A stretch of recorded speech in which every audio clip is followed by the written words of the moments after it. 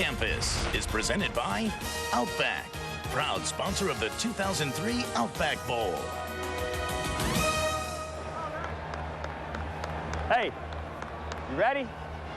No one here, so don't worry where we are. All right?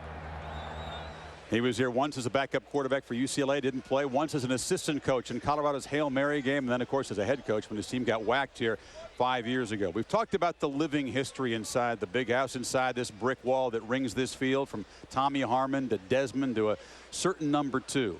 For the top list of big house moments, we went to an authority on the subject.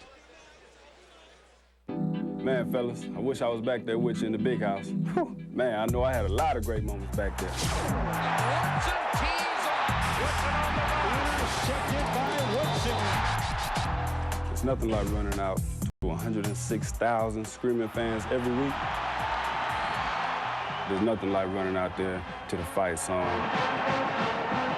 Hey, hey, to Michigan, the champions of the West. Ha, my singing skills.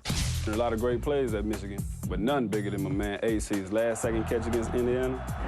Michigan wins 27-21. They aren't even going to try the extra point. Who cares? Who gives a damn? I've never been so happy in all my cotton-picking days. Even Tom Harmon is getting into the act. You see why he won the Heisman. Reversing field, making guys miss tackle. Kind of reminds me of myself a little bit. Woodson will go all the way. Lobs it. Hayes is there. Out of the end zone. Touchdown. They give it to him. He has 1 foot in. That's my first game in the big house, baby. Never forget it. Never. Now they start from the 12 with Ismail up the middle. We forget about the Rocket. The Rocket came in there and did damage. Gone. Now they get, why you keep kicking to this guy? Bye-bye, Rocket. Touchdown. Irish. Stewart with time. Oh, I hate to watch. Lets it go. Knock it down. Just knock the ball. Knock the ball down.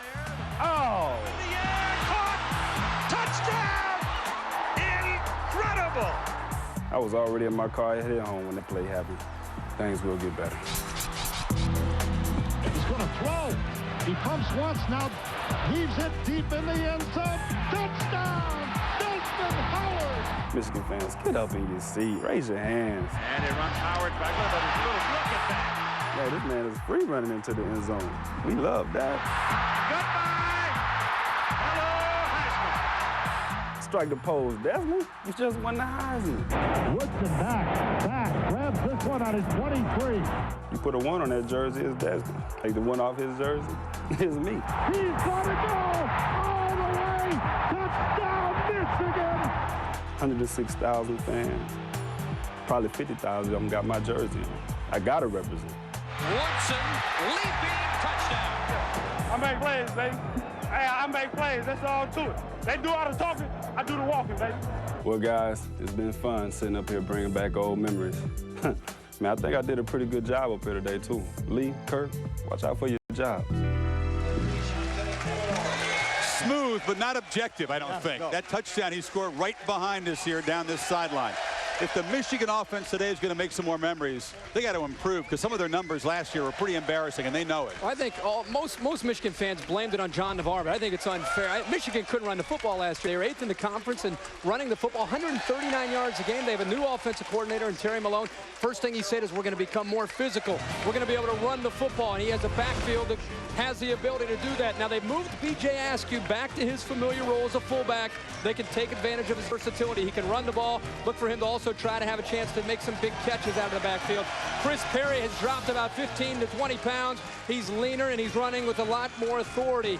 You know, all this talk about Michigan going back to being a physical offense, if they're going to win today against this Washington defense, I think Washington's going to put a lot of people at the line of scrimmage.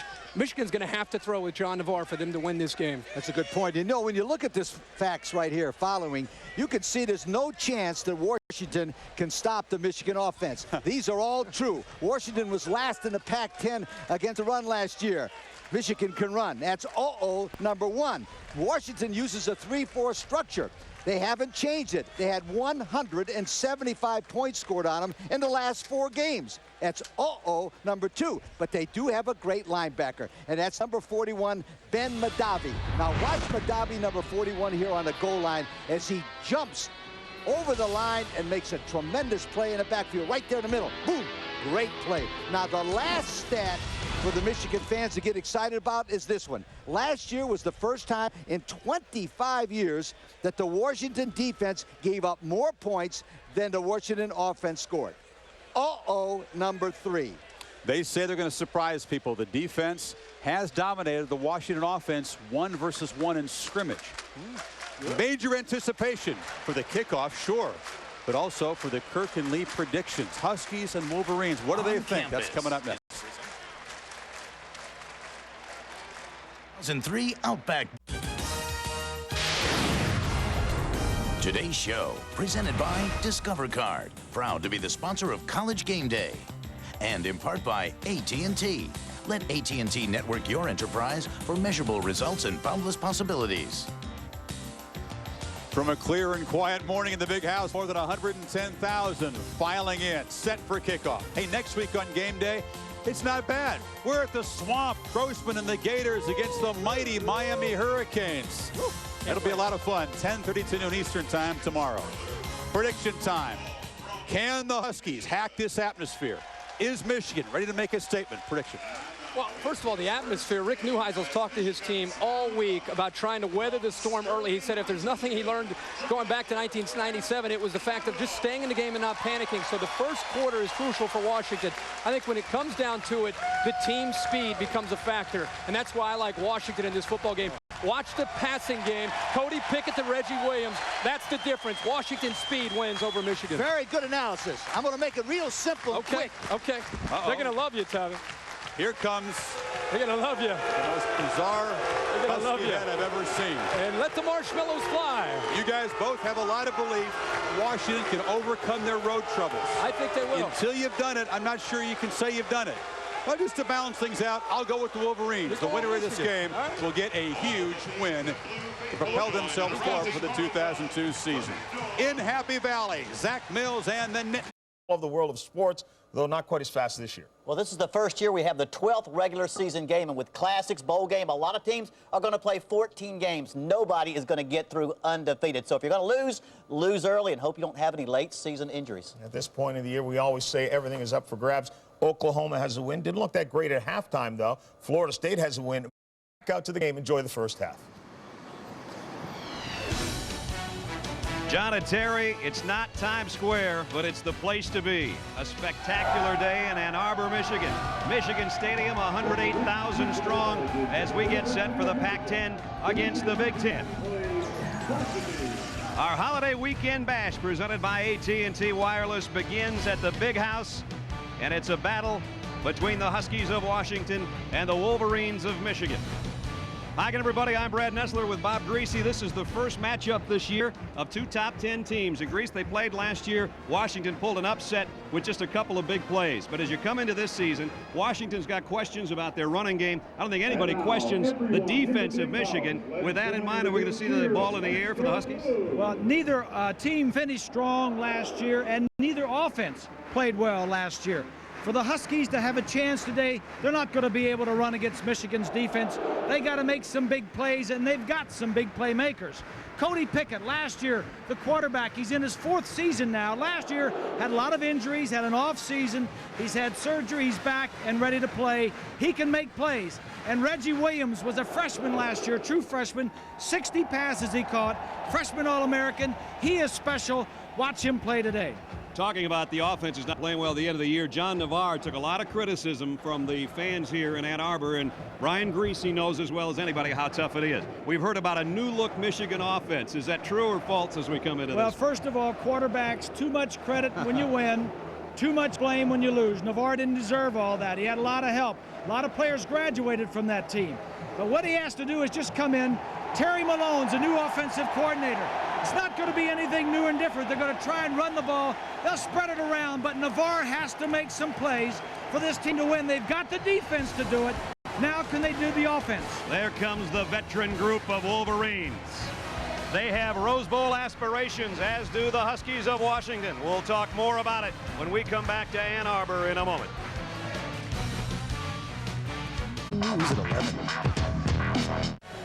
Back at Michigan Stadium, we get set for the Huskies and the Wolverines, two teams with high expectations for this coming season. And with more on that, we go to the third man in our team. Down in the crowd is Lynn Swan. Swanee? Brad, I referred to this game as a mouthwash game. That's right, mouthwash. You see, at the end of last season, both teams had a bad taste in their mouth. They had unacceptable 8-4 seasons, and they lost the last 2 games. To add a little spice to it, Michigan lost this game in Seattle, even though the defense didn't allow Washington's offense to score a touchdown. You may not like it, this being the first game of the year, but it has national implications, and it'll be a yardstick to measure the Big Ten versus the Pac-10. Over 107,000 people are here to watch the game this afternoon, and in a short period of time when we come back from commercial, we're going to have a kickoff and find out just who will have a good taste left in their mouth from this afternoon. Sorry, I got that receipt in here somewhere. Driver's license, bus transfer, $1 off fish.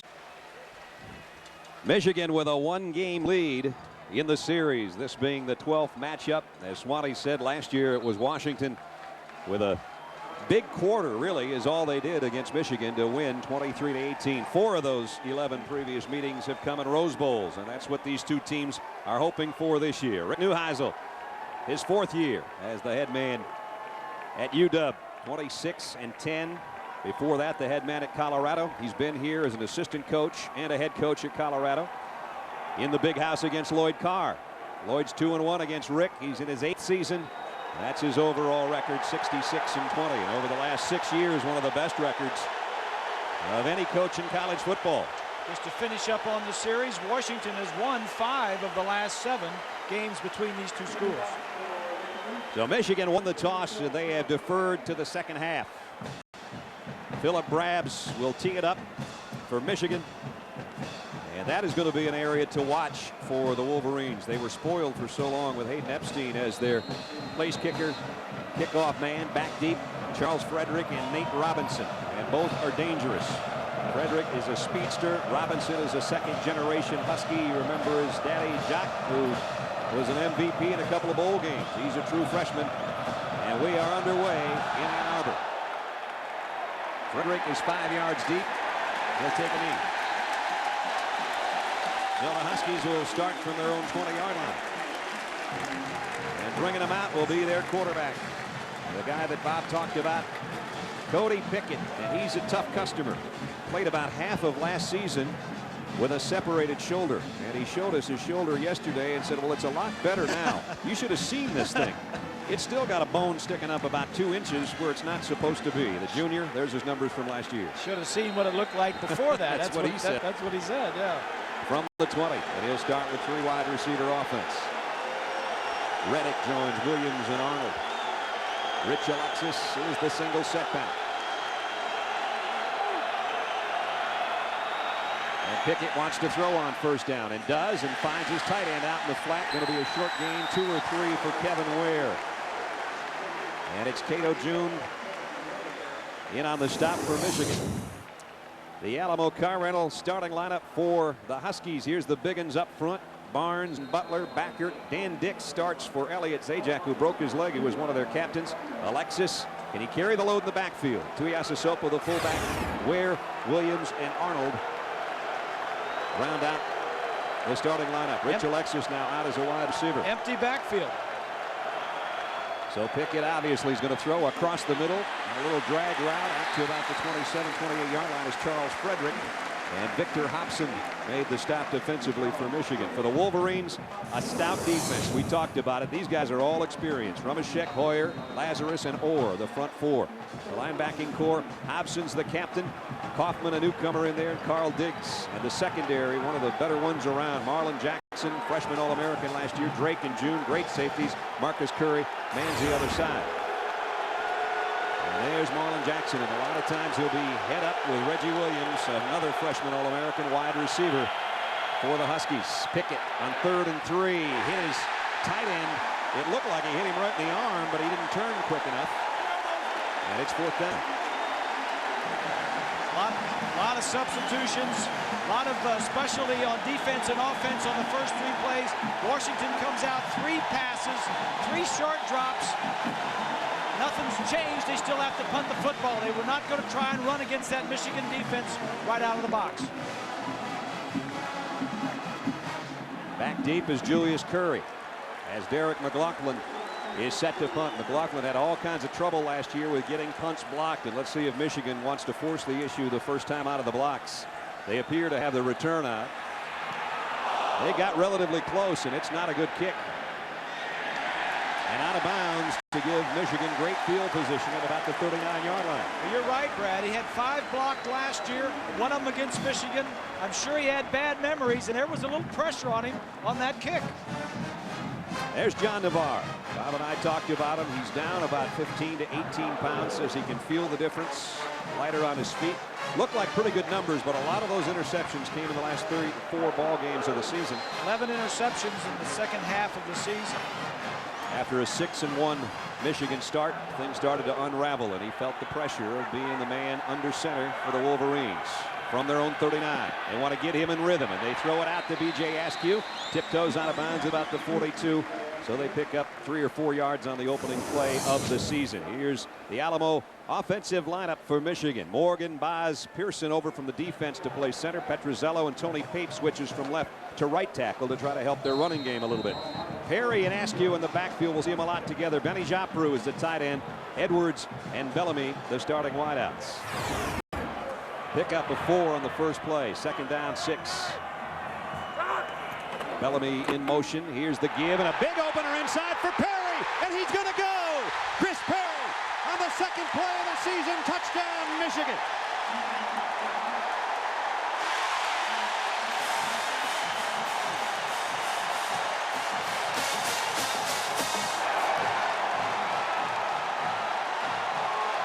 '57-yard touchdown. Well, they said there'd be some changes made, be more of an attacking offense. That looked like one of the running plays from last year. Just better execution by the offensive line. B.J. Askew says, I don't like to block necessarily, but I will. And I think he's the guy that got the key hit. Grabs in for the point after. Just that quickly, Michigan has struck. 7-0 Wolverines.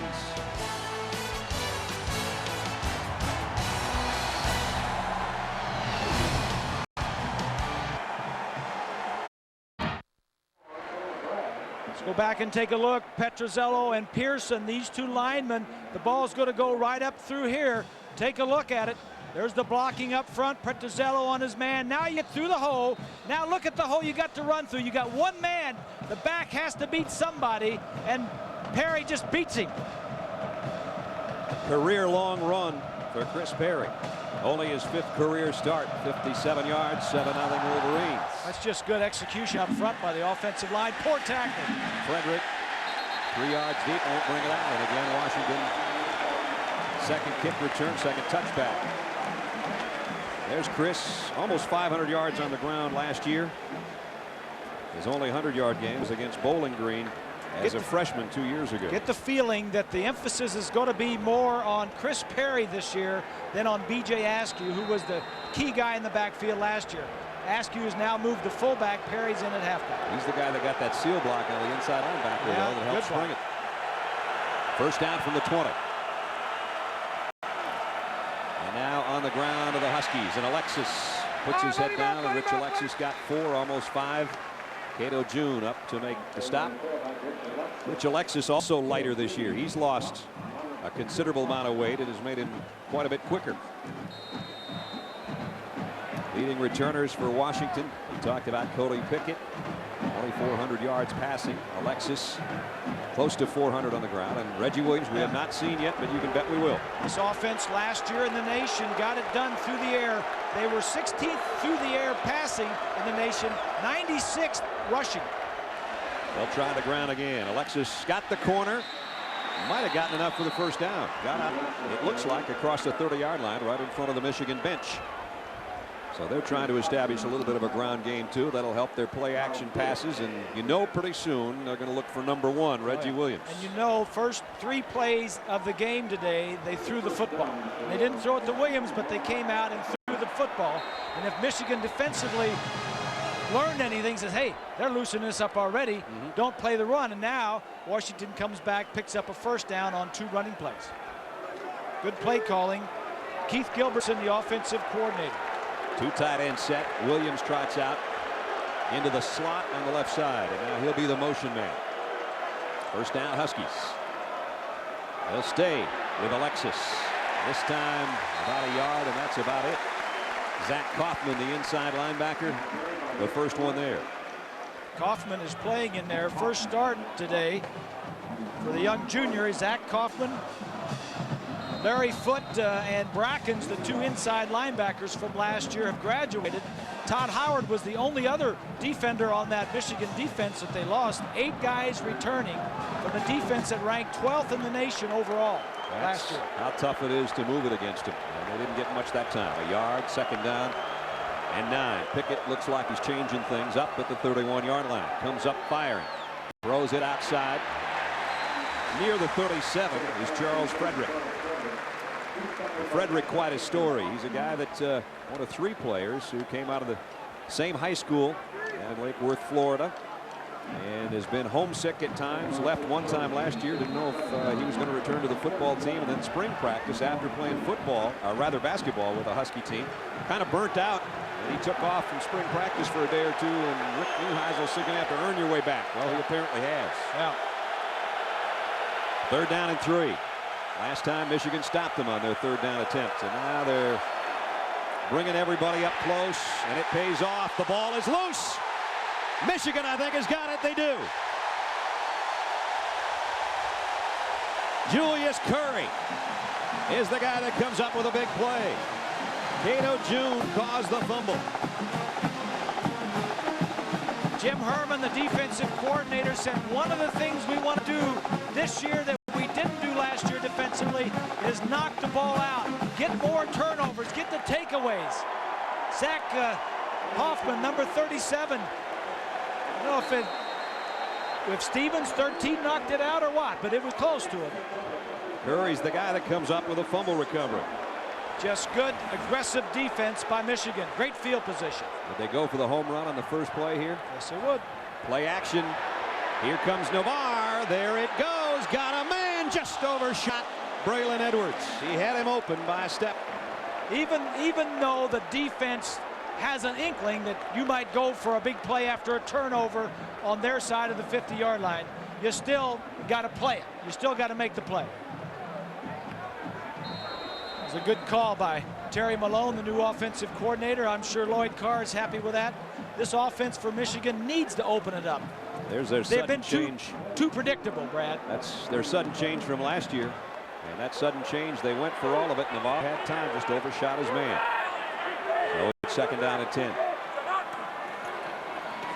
Navarre, quick toss outside, in and out of the hands, and almost picked off. Ronald Bellamy had it. And he got popped by Derek Johnson, the sophomore cornerback, when the ball came loose. So third down and 10.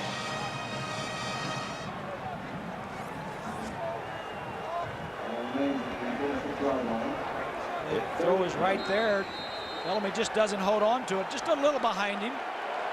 He was continuing on his route. These receivers, you know, this ball is not always going to be perfect. You're going to have to get on your route and then adjust. Be alert to adjust your route. So it's third down and 10. Bellamy, the motion man. Navarre, plenty of time. Down the middle. First down inside the 20. Tyrese Butler with the grab. Pickup of 18 on a third and 10. Let's check in with John Saunders in New York. John. Brad, time for the Olive Garden update. UConn against BC. UConn comes into the Big East in 2005. Dan Orlovsky here, 19 yards to Sean Felddyson for the touchdown. They missed the point after, but UConn leads BC 6-0. Those Huskies up, these Huskies down. 7-0 Michigan, and the Wolverines in the red zone again at the 18-yard line on the first down toss to Butler. Use a counter to Perry, and Perry down to about the 16-yard line. Picked up a couple. The Alamo defensive front for Washington. Kaya Ellis with a couple of bad knees is starting. Stevens, Johnson, and Hopoy on the front wall. Jafar Williams, Ben Madavi, two captains. Joe Lobendine, the other backer. And in the secondary, Johnson's, who made a nice play already. Carruthers, Newell, the safeties, and Rock Alexander, the other corner. And he had a huge play last year that helped turn the Washington-Michigan game around. But right now, it's the Wolverines threatening again, leading by a touchdown with 9:40 left first quarter. Navarre wants to throw a screen, does. Askew had to break one tackle just to try to find some room, as Washington blew that up nicely. Marquise Cooper is the guy that kind of stuffed that thing. Yeah, he saw it all the way. He read the lineman sliding out and was in the pocket of the receiver Askew all the way. So it's another 3rd and 10 situation, and the last time they came up with this, it was Navarre to Butler down the middle. Let's see what they do here.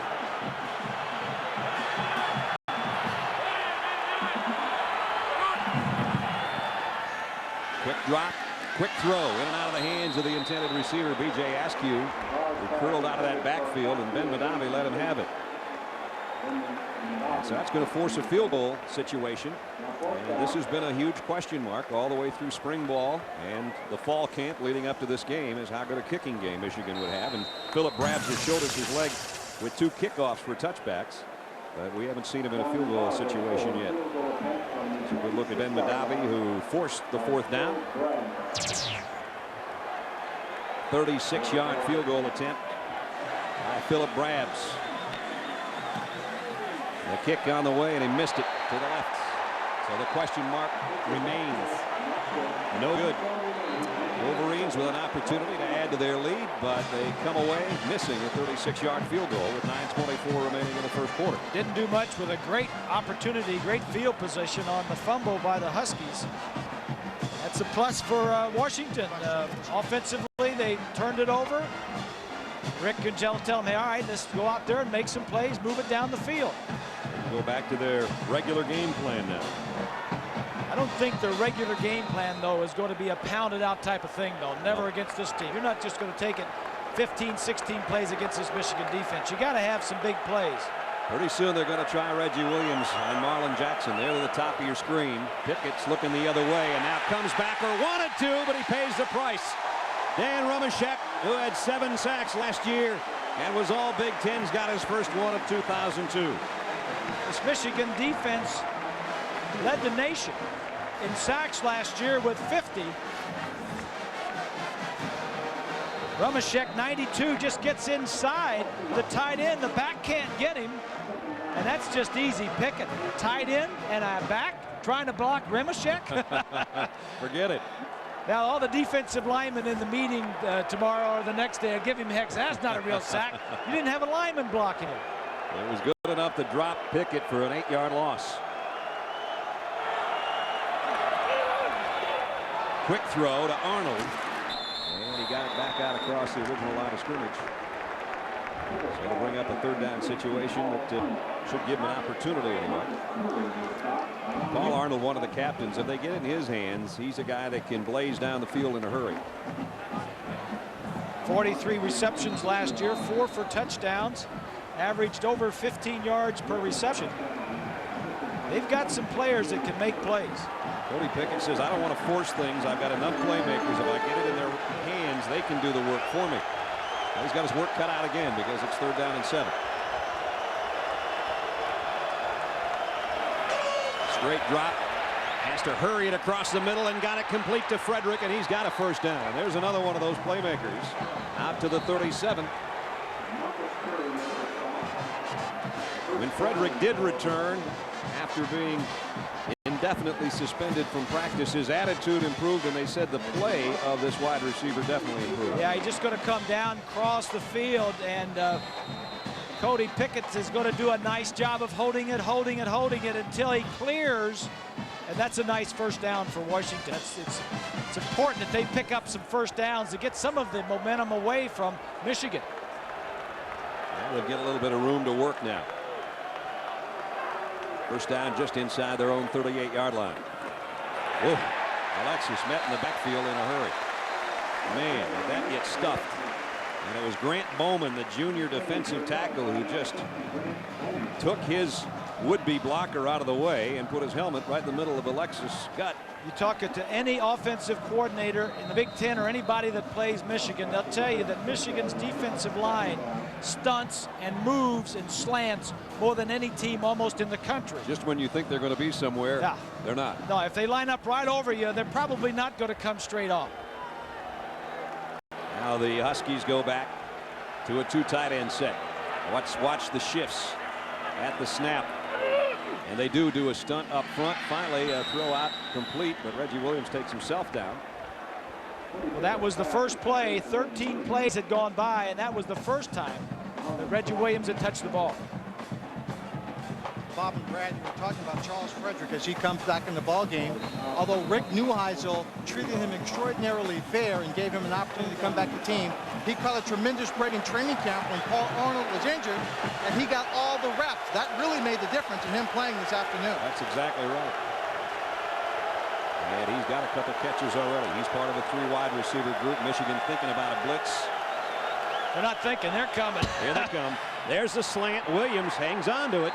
And he's got a first down at midfield. They did it right in front of Marlon Jackson. They're 2 freshman All-Americans, 1 on offense, 1 on defense, and we'll see a lot of them today. And it kind of reminds you of Charles Woodson and David Boston. Yes, I remember that. We were here for that battle, and here's going to be a good battle. 2 true sophomores, freshmen last year, top guys coming out of high school battling. But I like what Cody Pickett did. He looked up there, he saw the blitz was coming, he delayed his count, they backed off, and then they came back, and he just calmly completed the pass. 7th play of the drive. Alexis with a stiff arm. He still lost a yard. Nice play by Carl Diggs, who forced that play outside. Curry's the guy that finally put him down, but Diggs, the linebacker, stretched that thing out. Coming up tonight, Notre Dame head coach Ty Willingham leads the Fighting Irish of Notre Dame for the first time. They'll battle the defending ACC champ Terrapins of Maryland. The Kickoff Classic is our holiday weekend bash, presented by AT&T Wireless, continues tonight at 8 Eastern, 5 Pacific. ABC Sports, the class of college football. Don't forget, you can chat with Terry Bowden every Tuesday afternoon on ESPN.com. Keyword ABC Sports. That'll be an interesting game tonight. Yes, it will. Notre Dame with the new coach, Maryland coming back, 2nd year. Pickett, play action. Flushed from the pocket again. He's going to keep it, and he paid the price. Hello, Victor Hobson. Whew. He didn't listen to us. No, we told him to get down. Talking to him yesterday, we said, Cody, scrambling's all right, you know, but protect that shoulder. When it's over, the party's over. Get down. We tell every quarterback that. Yes, we do. Nobody listens. Well, they're all competitive, and they want to get everything that they can. Lazarus, 97, and Hoyer, 90, is the guy that flushes him out. I don't think he knows Rumashek is behind him, but it's Hobson that gets it. 3rd down and 9 now.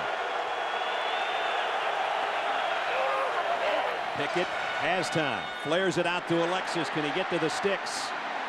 Not quite. It's going to be 4th down and about a yard. Neuheisel is one of the coaches that goes for it on 4th down more than most. Well, last year, 68% was pretty good. Yep. They were 13 of 19 in 4th down conversions last year. Although he has said, I've gotten a little more conservative. I know that you have to play field position football against a team like Michigan. That's for sure. And so he's going to punt it here. Yep. Because it's like a chess game. It's like a chess match. Field position is a big part of playing Michigan. Michigan's not buying it. They've only got a 4-man rush. They're thinking maybe a fake punt here. Yeah, they're playing defense. They're not playing punt rush. Exactly. McLaughlin, though, will kick. Watch your hand! And try to get it to this near corner. Let's see how he does. Just a little too much. About a yard wide of the pylon down there, or it would have been a pretty kick. As it is, it's Michigan in front, 7-0.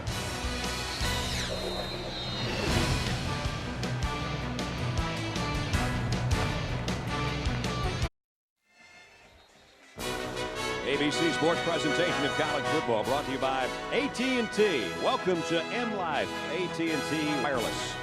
Chevy, the cars you can depend on, the cars that last. We'll be there. Miller High Life, the champagne of beers. And Alamo, the official rental car of the American Vacation. Packed house, beautiful day. The Big House, Michigan Stadium in Ann Arbor, where the Wolverines at home lead by a touchdown, courtesy of Chris Perry's 57-yard run earlier. Terry Johnson makes a tackle on B.J. Askew. after a pickup of about 3. Final 4 minutes here of the first quarter. Lloyd Carr is 8th year as a head coach. And when they score first, he's pretty good at home. 24-1. Second down 7. Both wideouts split to the left side, and now Ronald Bellamy goes in motion toward the ball. Navarre looking the other way. Plenty of time over the middle. Wanted to go to Bellamy. Had the ball tipped. And it's incomplete. I think Madavi got a hand on it again. Madavi's a frisky one. Their captain linebacker out of Mercer Island, Washington. And one of the bridges that connects Seattle. He's an ex-walk-on, Madavi. Earned his scholarship. Led the team in tackles last year. Good player. Ben was telling us about the bridge that connects Mercer Island with Seattle and how it sunk one day. He said the good thing was they already were building the other one.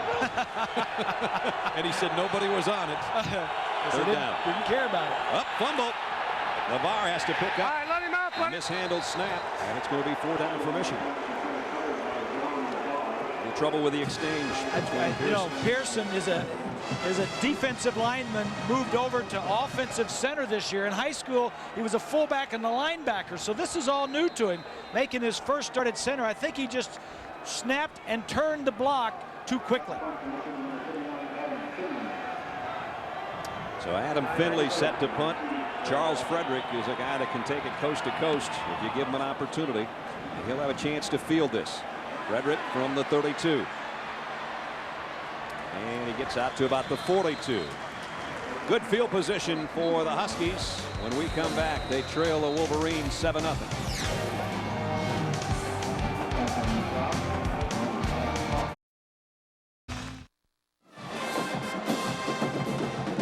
10th ranked Michigan leading Washington 7-0. 2:42 remaining in the first quarter. Brad Nessler, Bob Gracie, Lynn Swan, and our ABC crew here to start our holiday weekend bash.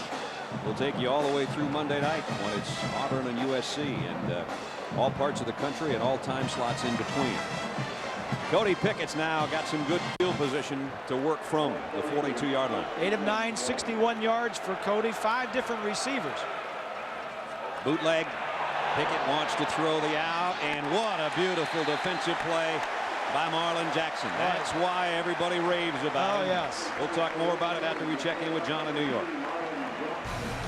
Brad, Northwestern facing Air Force, and Air Force gets on the board first. Chance Harridge, guess what? A little option, not from Air Force, and he runs this one in for the touchdown. His first of 2 on the day. 14-0 is the lead. Brad.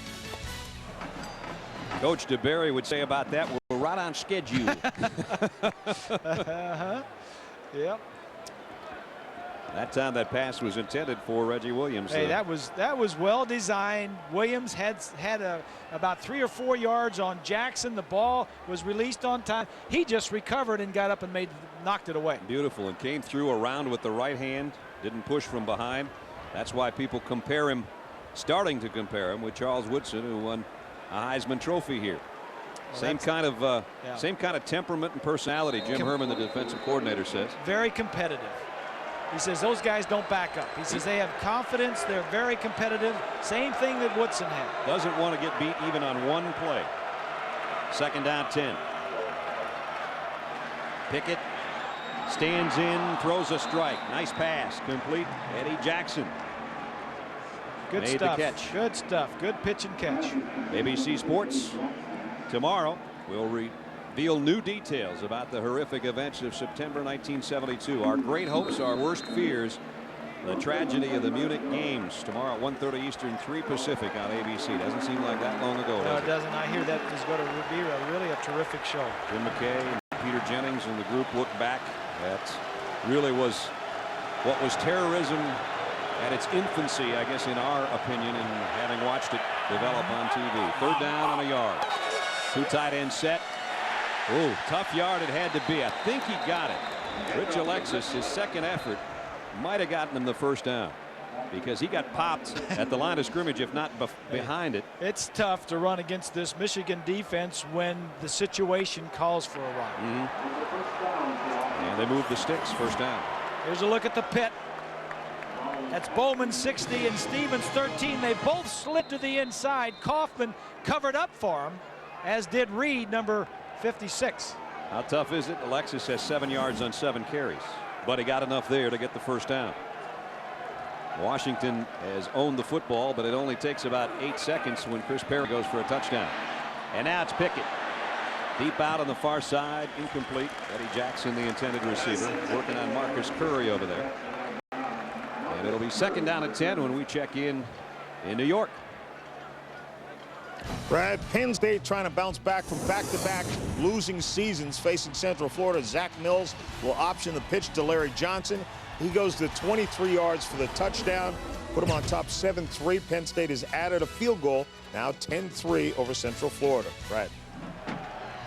And the Johnson boys for the Nittany Lions. I like Zach Mills. I think he might be the surprise player in the Big Ten this year. We'll see him 2 weeks from now on a night game against Nebraska from State College. Hope you join us for that one. No gain on that play again. Really the only teams that gained anything on Michigan last year. Everybody talked about their run defense being good, and Lloyd Carr will go back and say, you know what?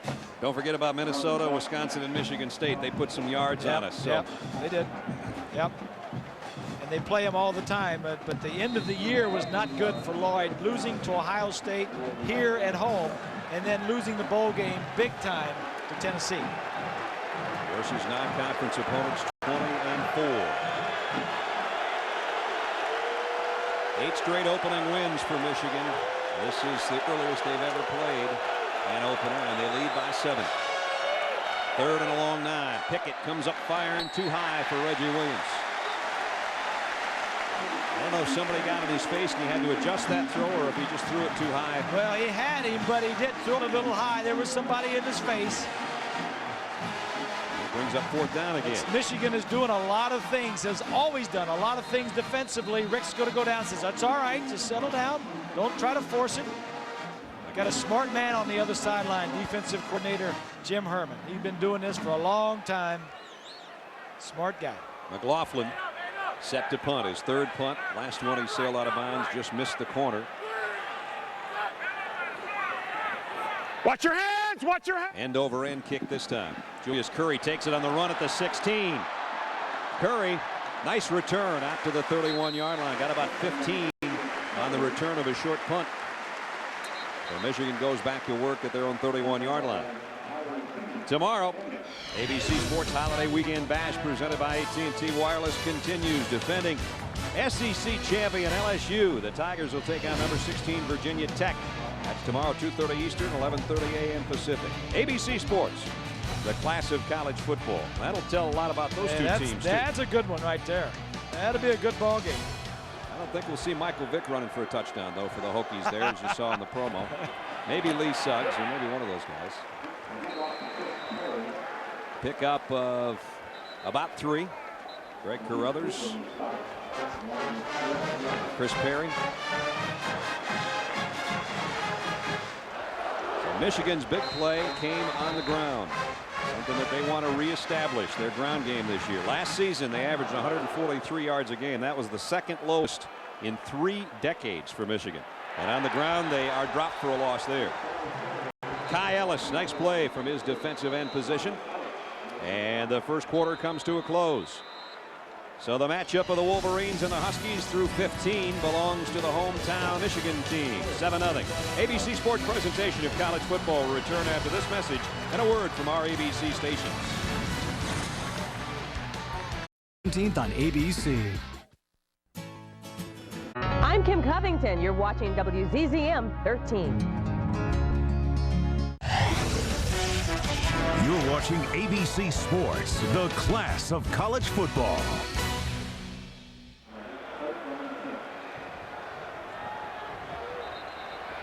Here's a little confusion, Bob. Last play of the quarter, Michigan tried to get up there and huddle quickly and get the play. A little confusion defensively, but they don't know who to block. And to the left side there, they just run right through and make the play. Now back to live action. They go with a screen pass to B.J. Askew. Hurdles a would-be tackler, and he's into Washington territory. Down to the 46-yard line. They had a convoy over there.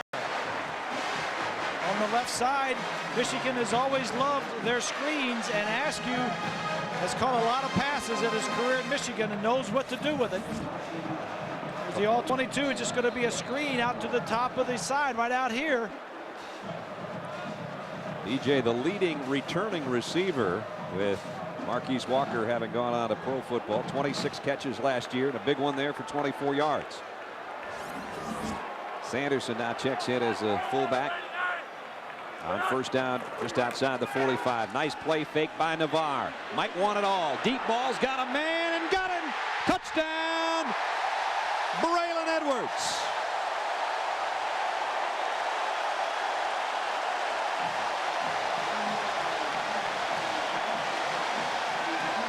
This is the offense that the Michigan fans were looking for. The further it went last year, the more conservative it got, more predictable. It's easy in the first game of the year when teams haven't scouted you for 6 months. They don't know what you're doing in training camp, to pull out some exciting plays. A good play there, good execution. 2 plays into the quarter, covering 69 yards. First, the 24-yard screen pass, and then 45 yards for the touchdown, and Brad's extra point is good. So again, Michigan with a quick strike offense. First through on a ground play by Perry, and then through the air to Edwards. Our holiday weekend bash presented by AT&T Wireless has Michigan in front of Washington 14-0.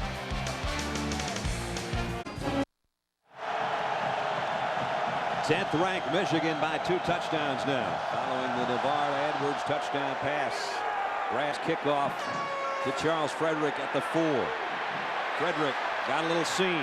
Great speed, broke the tackle across the 30, and he's out to about the 32-yard line. Let's check in with Swanee.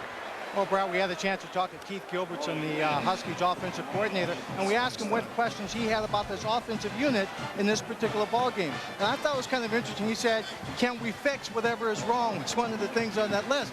And I thought that was very interesting. What he was saying was, whatever we do on the field today in this first game, we're not quite sure of everything that Michigan would do. Can we make adjustments? Can we fix it? And can we fix it for the long term? And I'm sure he's got a few questions he wants to get resolved about. Can they fix it right now? Their offensive line has done all right, not great, but Michigan's defensive front is a strong one. They'll try the passing game again here. Play action, deep ball for Reggie Williams. Broken up again by Jackson. Yeah, those two going at it. We didn't know whether or not Jackson would follow Reggie Williams, but he is following from one side of the field to the other. There they are. Good battle. This ball needs to be thrown further down the field. Now what Reggie Williams should be doing is shielding the defender, Marlon Jackson. That time the ball was so far underthrown that he couldn't do anything with it. Marlon knows the tricks of the trade already. A little bit of that right hand tucked on Reggie's waistband. We saw it on the replay. I didn't see it the first time. Meanwhile, Pickett took a pretty good pop from Hobson after he let go of the football. Second down at 10. Cody straight drop again. Trying to find a secondary receiver, and now throws it and does. And it's his tight end Ware across midfield. And Kevin's got it down to the 42-yard line. First down Huskies. Now we check in with John Saunders in New York. Well, Brad, you got a Big Ten team doing pretty well where you are, but not so with Northwestern against Air Force. Chance Harris has run 2 in. He tosses this one to Adam Strecker on the play action. 12 yards, and Air Force leads Northwestern 21-0. Tell you what, Falcons will kind of lull you to sleep with that option in that running game and then find somebody that wide open. At the 42, 25-yard pass play from Pickett to his tight end. Great pass protection on that last play that allowed Pickett to look around. He's checking off here. And he might have taken too much time by doing so. Let's see. Michigan was trying to show blitz there, and Cody was trying to check to another play and may have taken too much time in the process. Dennis Lipsky is our official. Prior to the snap, false start, offense. 5-yard penalty, remains first down. West Allis, Wisconsin. Dennis gives us a call for our first penalty of the ball game. That's not bad in the first game of the season. We're a little over 15 minutes in. You know what is strange, though, is time of possession. Michigan is leading this 14-0 and has had the ball less than 4 minutes. Right. Washington has had it almost 12 minutes. And have nothing to show for it yet. Yeah. Don't get anything for possessing the ball, do you? It's the third trip in Michigan territory. Still no points. Pickett with time down the middle. Boy, he tried to thread one there. There was double coverage down there. Pat Reddick, and it's incomplete. Sold out house in Ann Arbor. The big house is full, about 108,000 for the first matchup of top 10 teams this year. And so far it's 10th ranked Michigan that has it under control, 14-0 over a Washington team that beat them a year ago, as Washington scored 17 of their 23 points in the fourth quarter, and did with special teams and interceptions and turned that game completely around, a game that Michigan had dominated. They're a team that does come from behind quite often. 2nd and 15. Deep ball. Pickett lays it out there, and it's intercepted. Marcus Curry. Second turnover by Washington. Well, it's single coverage to begin with, and the ball just doesn't get out there far enough. Top of your screen, Curry, number 30. This ball needs to be thrown further to the sideline. It allows number 26, the other Curry, his brother, time to get over there and make a difference. Marcus says, I can handle this, bro. Paul Arnold was the intended receiver. Never had a chance at the ball. That's what Rick Neuheisel, Gilbertson wants. They want it, the single, the jump ball. But their man's got to catch it, or at least not let him intercept it. So Michigan will take over its own 7. Chris Perry. Perry, whoa, almost broke it again. And had he cut loose in that one, it would have been about 93 yards later. Close. Evan Benjamin made what might have been a touchdown-saving tackle, because I don't think there's anybody else home back there. Well, that big offensive line, Tony Pape and Dave Petrozello on the right side. 77 is Pape, Petrozello right next to him. 75 is Boss. Pearson is the center, doing a nice job of run blocking for those backs. Perry, 5 carries, 70 yards, and a touchdown.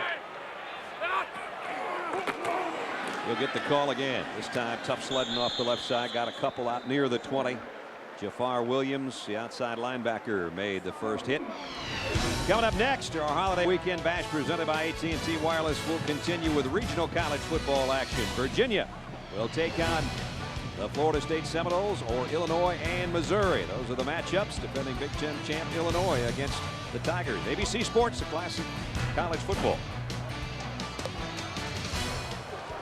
Right now, Chris Perry's got those kind of numbers that Quentin Griffin put up for Oklahoma last night. Never seen a guy gain more yards and not get in the end zone. Wasn't that impressive? Man. Nice play fake by Navarre. He hit a home run last time. He's going deep for Bellamy. Just overshot it. He had him, too.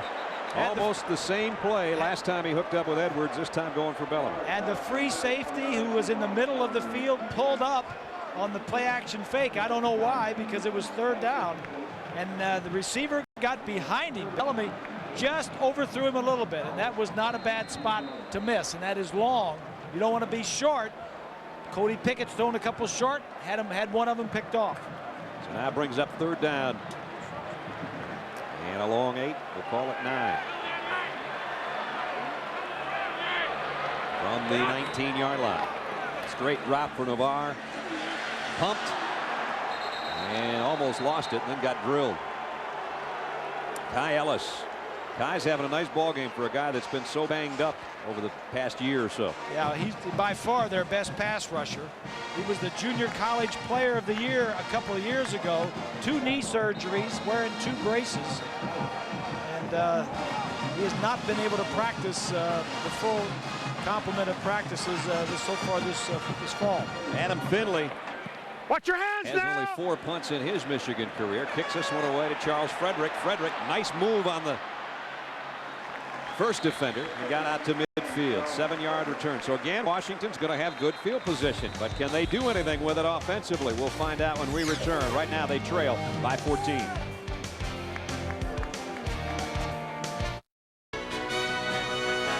ABC Sports presentation of college football brought to you by AT&T. Welcome to M Life, AT&T Wireless. Aflac, ask about it at work. Nissan and your Nissan dealer. And Budweiser, delivering beer at its best with the crisp, clean, and refreshing taste known only to the king of beers. There have been a couple of those consumed in that crowd before the game today. Oh, boy. Beautiful day in Ann Arbor. Pickett tried to force one in there, and that's going to be interference on Marlon Jackson. Got a bit overzealous there. Wilbur Hooks, the intended receiver, and now Jackson is shaken up. That's not a good sight for Michigan fans. No, it's not at all. Looked like a fairly harmless play, but it looks like he's holding his right knee. I don't know. I don't think he twisted it or anything. Maybe he just hit it. Let's take a look. Wilbur Hooks, number Pass 7, is the interference intended on receiver. the defense. That's a spot foul. Automatic. First down. Looked like he might have come down on that left leg. It's the only thing I can see. He came down awkwardly on his left leg and ankle and knee. Well, we'll try to find out on the Michigan sideline, but that has taken away their #1 cover man. And does that open up the store for Reggie Williams, #1? Because Zia Combs now has had to come in, and he'll play him down here to the near side. There's Reggie Williams, all 6'4" of him, a big playmaker. That's where Pickett wants to go with it. Got it. Inside the 30 and tiptoeing out of bounds at about the 26-yard line. So right away they know where to go. At double coverage, Combs was responsible for jamming him and then staying up close to the line of scrimmage. Safety was got some safety help, and he hit him in between the two players. Good play. Which certainly changed the complexion of maybe what Washington can do without Jackson in there. By far the best field position to start a drive for Washington, starting just inside their own 50-yard line. So first down now, just outside the Wolverine 26. Here comes a blitz, quick toss to the tight end Ware, and he's inside the 20, so they're in the red zone for the first time today. Lawrence Reed, the middle linebacker, made the stop on Ware, the tight end. Marlon Jackson, I believe, has come back out on the field as we take a look at the Nissan drive summary in the last 5 possessions. 5 possessions. They fumbled on their second and an interception on their 5th possession. He said not very good field position, except for this one. It started right around midfield. Deepest penetration now here at the 19-yard line. Second down and about 3. And they give it off to Zach Tuiasosopo, the fullback, his first carry of his career. Former linebacker moved over to fullback. Yeah. Zach was a good fullback in high school, but hasn't carried mail yet until right there. And if the name rings a bell, Marcus Tuiasosopo, the former great All Pac-10 quarterback, was his older brother, and his sister Leslie was an All-American volleyball player there. And I think everybody knows Manu, who tries to stay out of his kids' affairs. He says, you know, I know I played in the NFL for a long time. Let the kids have their publicity. That's good. I like that. I like that approach. It's a kid's time. Yep. Third down and a yard. This is a big play, obviously, by both teams. Frederick is the motion man. 2 tight end set. Pickett's going to give it off to Alexis, and he didn't get it. Didn't get it. He got submarined. Lazarus was in there. And Reed, I think, is the guy that shoe-topped him and knocked him off his pins. That's 2 plays the middle linebacker Lawrence Reed has made on this series. And the spot's going to leave him a whole yard shy, really. What's Rick do here? Well, he said, do I get on the board with 3 points? And I think he's doing the right thing. Take a timeout, think about it. A lot of time you don't use these timeouts anyway in the half. Go ahead and take one and talk about it. We'll take one and talk about it too. With 10-12 remaining first half.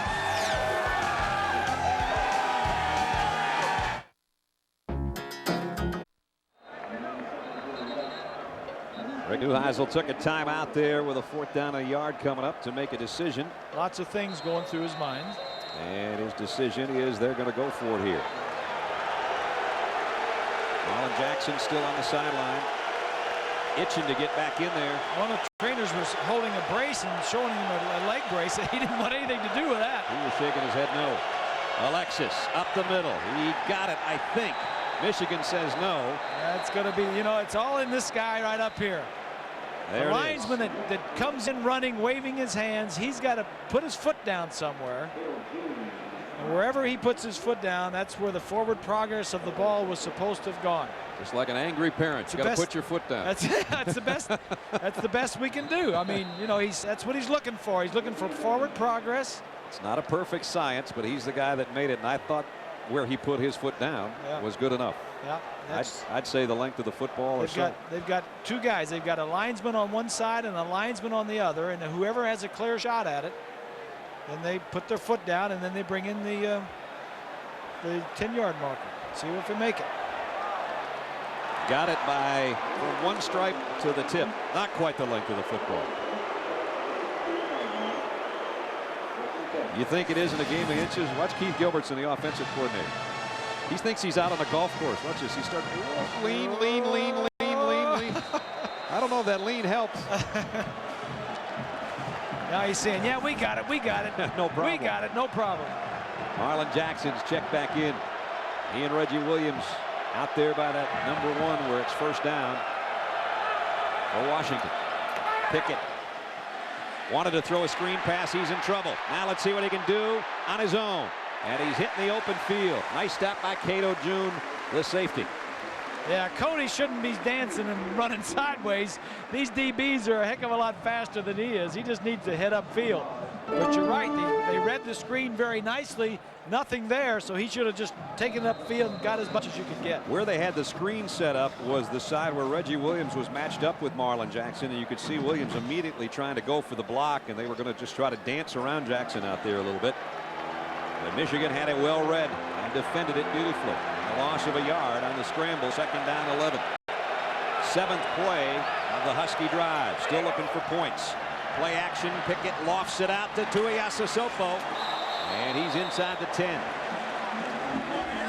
Jackson's the guy that had to make the hit, and he lost his hat in the process.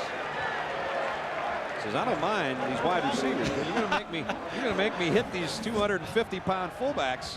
I like this play. Fake to the running back, hit your fullback, who usually is a blocker, good receiver. You don't play defensive back for Michigan if you can't tackle. And that's one of the things. There you go, right? There's a great shot of it. Now, Cato June and Jackson two-timed him, but that was a good play. Third down. Pickett on the give to Alexis. Alexis holding on for dear life, and he's got it first and goal. Nice tough run by Alexis. Victor Hobson made the tackle. It's nice blocking up there on the strong side. Newton and Dix doing a little cross blocking. If Washington can convert on this play, they'll be right back in this ball game. And now this is where the real estate gets expensive against Michigan. 3-yard line, first and goal. Yeah. Hooks and Frederick are the wide receivers. 2 tight end set for Alexis. Pickett on the give to Alexis. Nice cutback. He might have gotten a yard, but that hole closed in a hurry, and the ball is loose. Michigan's got it. How'd they get it? Just stripped it, I think. Larry Stevens came up with it. The officials have not given an official signal yet. Looking at the side judge. Referee's going to the side judge. All of a sudden, number 13 came out of the pile with the ball. Everyone stop. Forward progress. Second down. Forward progress was stopped. That means the whistle blows. And anything after that is a non-factor. So the Huskies will maintain possession at the 3-yard line. Let's take another look. Yeah, no question is forward progress. By the time we saw that, it was the other way. Being pushed back. Arnold and Williams both split out to the right side on second and goal. And now Williams in motion to the slot. Pickett with time. Running out of it. Throws. Got his man. Touchdown. And it's a tight end, Kevin Ware. Nice job by Cody Pickett, keeping his wits about him, keeping it alive. Nobody was putting pressure on him. Move around a little bit. Find the end zone. Nice play.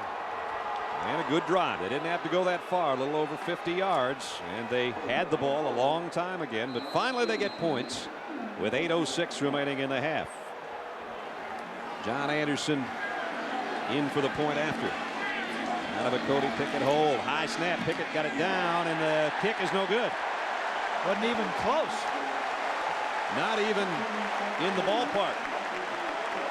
Pickett had to go high to get it down, and once he got it down, maybe he set it down sideways. I don't know, but Anderson missed it badly. Unless Shante Orr, did Shante Orr get a piece of this? Let's take a look. What our man, see if the hold is good. He got it down. Yeah, right in the middle. That might have changed everything. Yeah. One hand.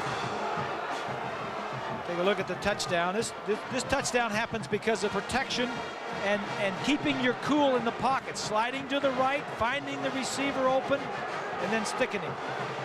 Good job by Ware finding an open spot. Cody was 4 for 4 on that drive, Bob, for 39 yards and this touchdown. Rick Neuheisel's team finally on the board. Yeah, 10 plays, 49 yards, almost 50 yards, good field position. Back in the ball game. Very much so. But the extra point could be something that haunts them later. They trail by 8 with 8:06 remaining in the first half. With Bob Greasy and Lynn Swan and their ABC crew, Brad Nessler with you from Ann Arbor in front of 108,000 about for our holiday weekend bash here on ABC Sports. Runs you all the way through Monday Night Football, which is college football. Keith will be out to bring you Auburn and USC. Chris Perry and Jeremy LeSueur will be back deep as Anderson, who just missed the extra point, is set to kick away. Good kick, deep and non-returnable. So the Wolverines are going to work at the 20-yard line, leading by 8 points. Our Aflac trivia question for you this week: who holds the NCAA record for consecutive field goals made? Think that one over, and we'll give you the answer a little bit later on. Give you a hint. What's the hint? He's in the stadium. He's in the stadium. All right. Well, there's 108,000 people here. Should I just go pick somebody? Well, I wasn't going to give you too big a hint. I got 108,000 people it could be. I know a guy working on the Washington radio broadcast is a heck of a kicker, both in college and the pros. Sonny Six killer. Sonny was a good quarterback. Chuck Nelson, though, was a heck of a kicker. It was a nice stiff arm by Perry. He didn't get any yardage of it. Marquise Cooper, nice stop from his linebacker position. Cooper switches off in there with Joe Lobendine. Lobendine a little bit better, they say, against the run. Cooper is better in coverage, fast and rangy, 6'4", 210. Michigan offensively has run 20 plays, 10 passes, and 10 runs. Nice balance, and they lead by 8. This would be huge if the Huskies could force a punting situation by Michigan after how long they've had the ball and not that much to show for. Perry gave it up, fumble, and Washington's got it. Kai Ellis is on top of it. Williams knocks it loose. Ellis gets it. Well, it was better than a stop or forcing a punt. They recover a fumble. First Michigan turnover. Perry's trying to get a little extra yardage. He gets hit right there. And when Williams comes in from behind, knocks it loose. Big turnover, great field position. Davi got a leg. Jafar Williams got him from behind. That forced the ball to come out, and Kai Ellis, who's had a good game from his defensive end spot, having an even better game now with a fumble recovery. Well, that's what Michigan did last year, turn the ball over and help their opposition. See if they try a quick strike. They'll go with a slant to Williams, in and out of his hands. He got leveled as soon as he got his hands on the ball, thrown a little behind him. And Marlon Jackson, who he's seen a lot of today, is the guy that made the hit. I talked about our holiday weekend bash presented by AT&T Wireless, and I also mentioned that coming up on Monday night, Keith Jackson and Dan Fouts will cap off the holiday weekend bash as highly touted Auburn will take on USC. Monday night, 8 Eastern, 5 Pacific. ABC Sports, a class of college football. Swanee's alma mater having at it against the Auburn Tigers. Should be a good one. Yep. Second down and 10. Nice play fake. Pickett now sets up and comes back across the middle of Williams. He's got it inside the 10. It's not Williams. It's Eddie Jackson. They are built very much alike, and that's my mistake. Both of them 6'4" and about 220. And and Jackson makes the catch across the middle, good for 19. I like that play. Two tight ends. Looks like it's going to be a running play. Fakes the run, rolls to his left, and then throws back to Jackson.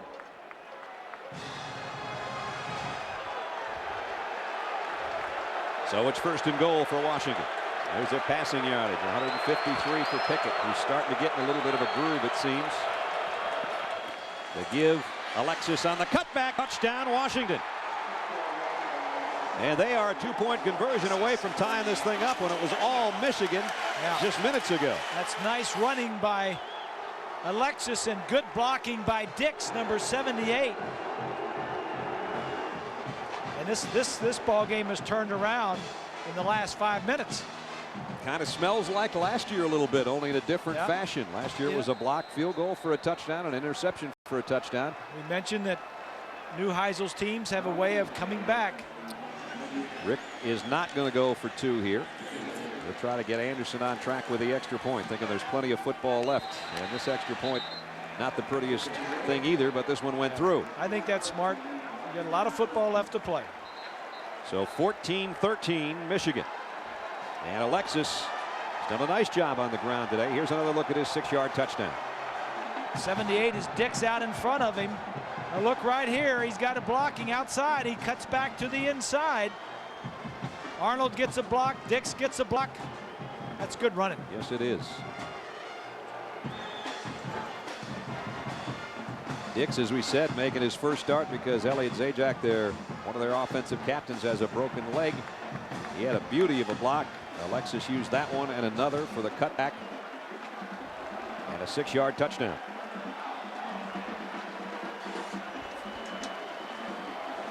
So we got a ball game with 6 minutes and 42 seconds remaining in the first half. Michigan fans had it all going their way, but now the Husky fans, about 5,000 strong here, made the trip from Seattle, and they've got something to cheer about. They travel well.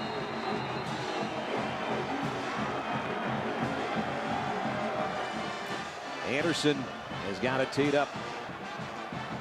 LeSueur and Askew now back as kick returners.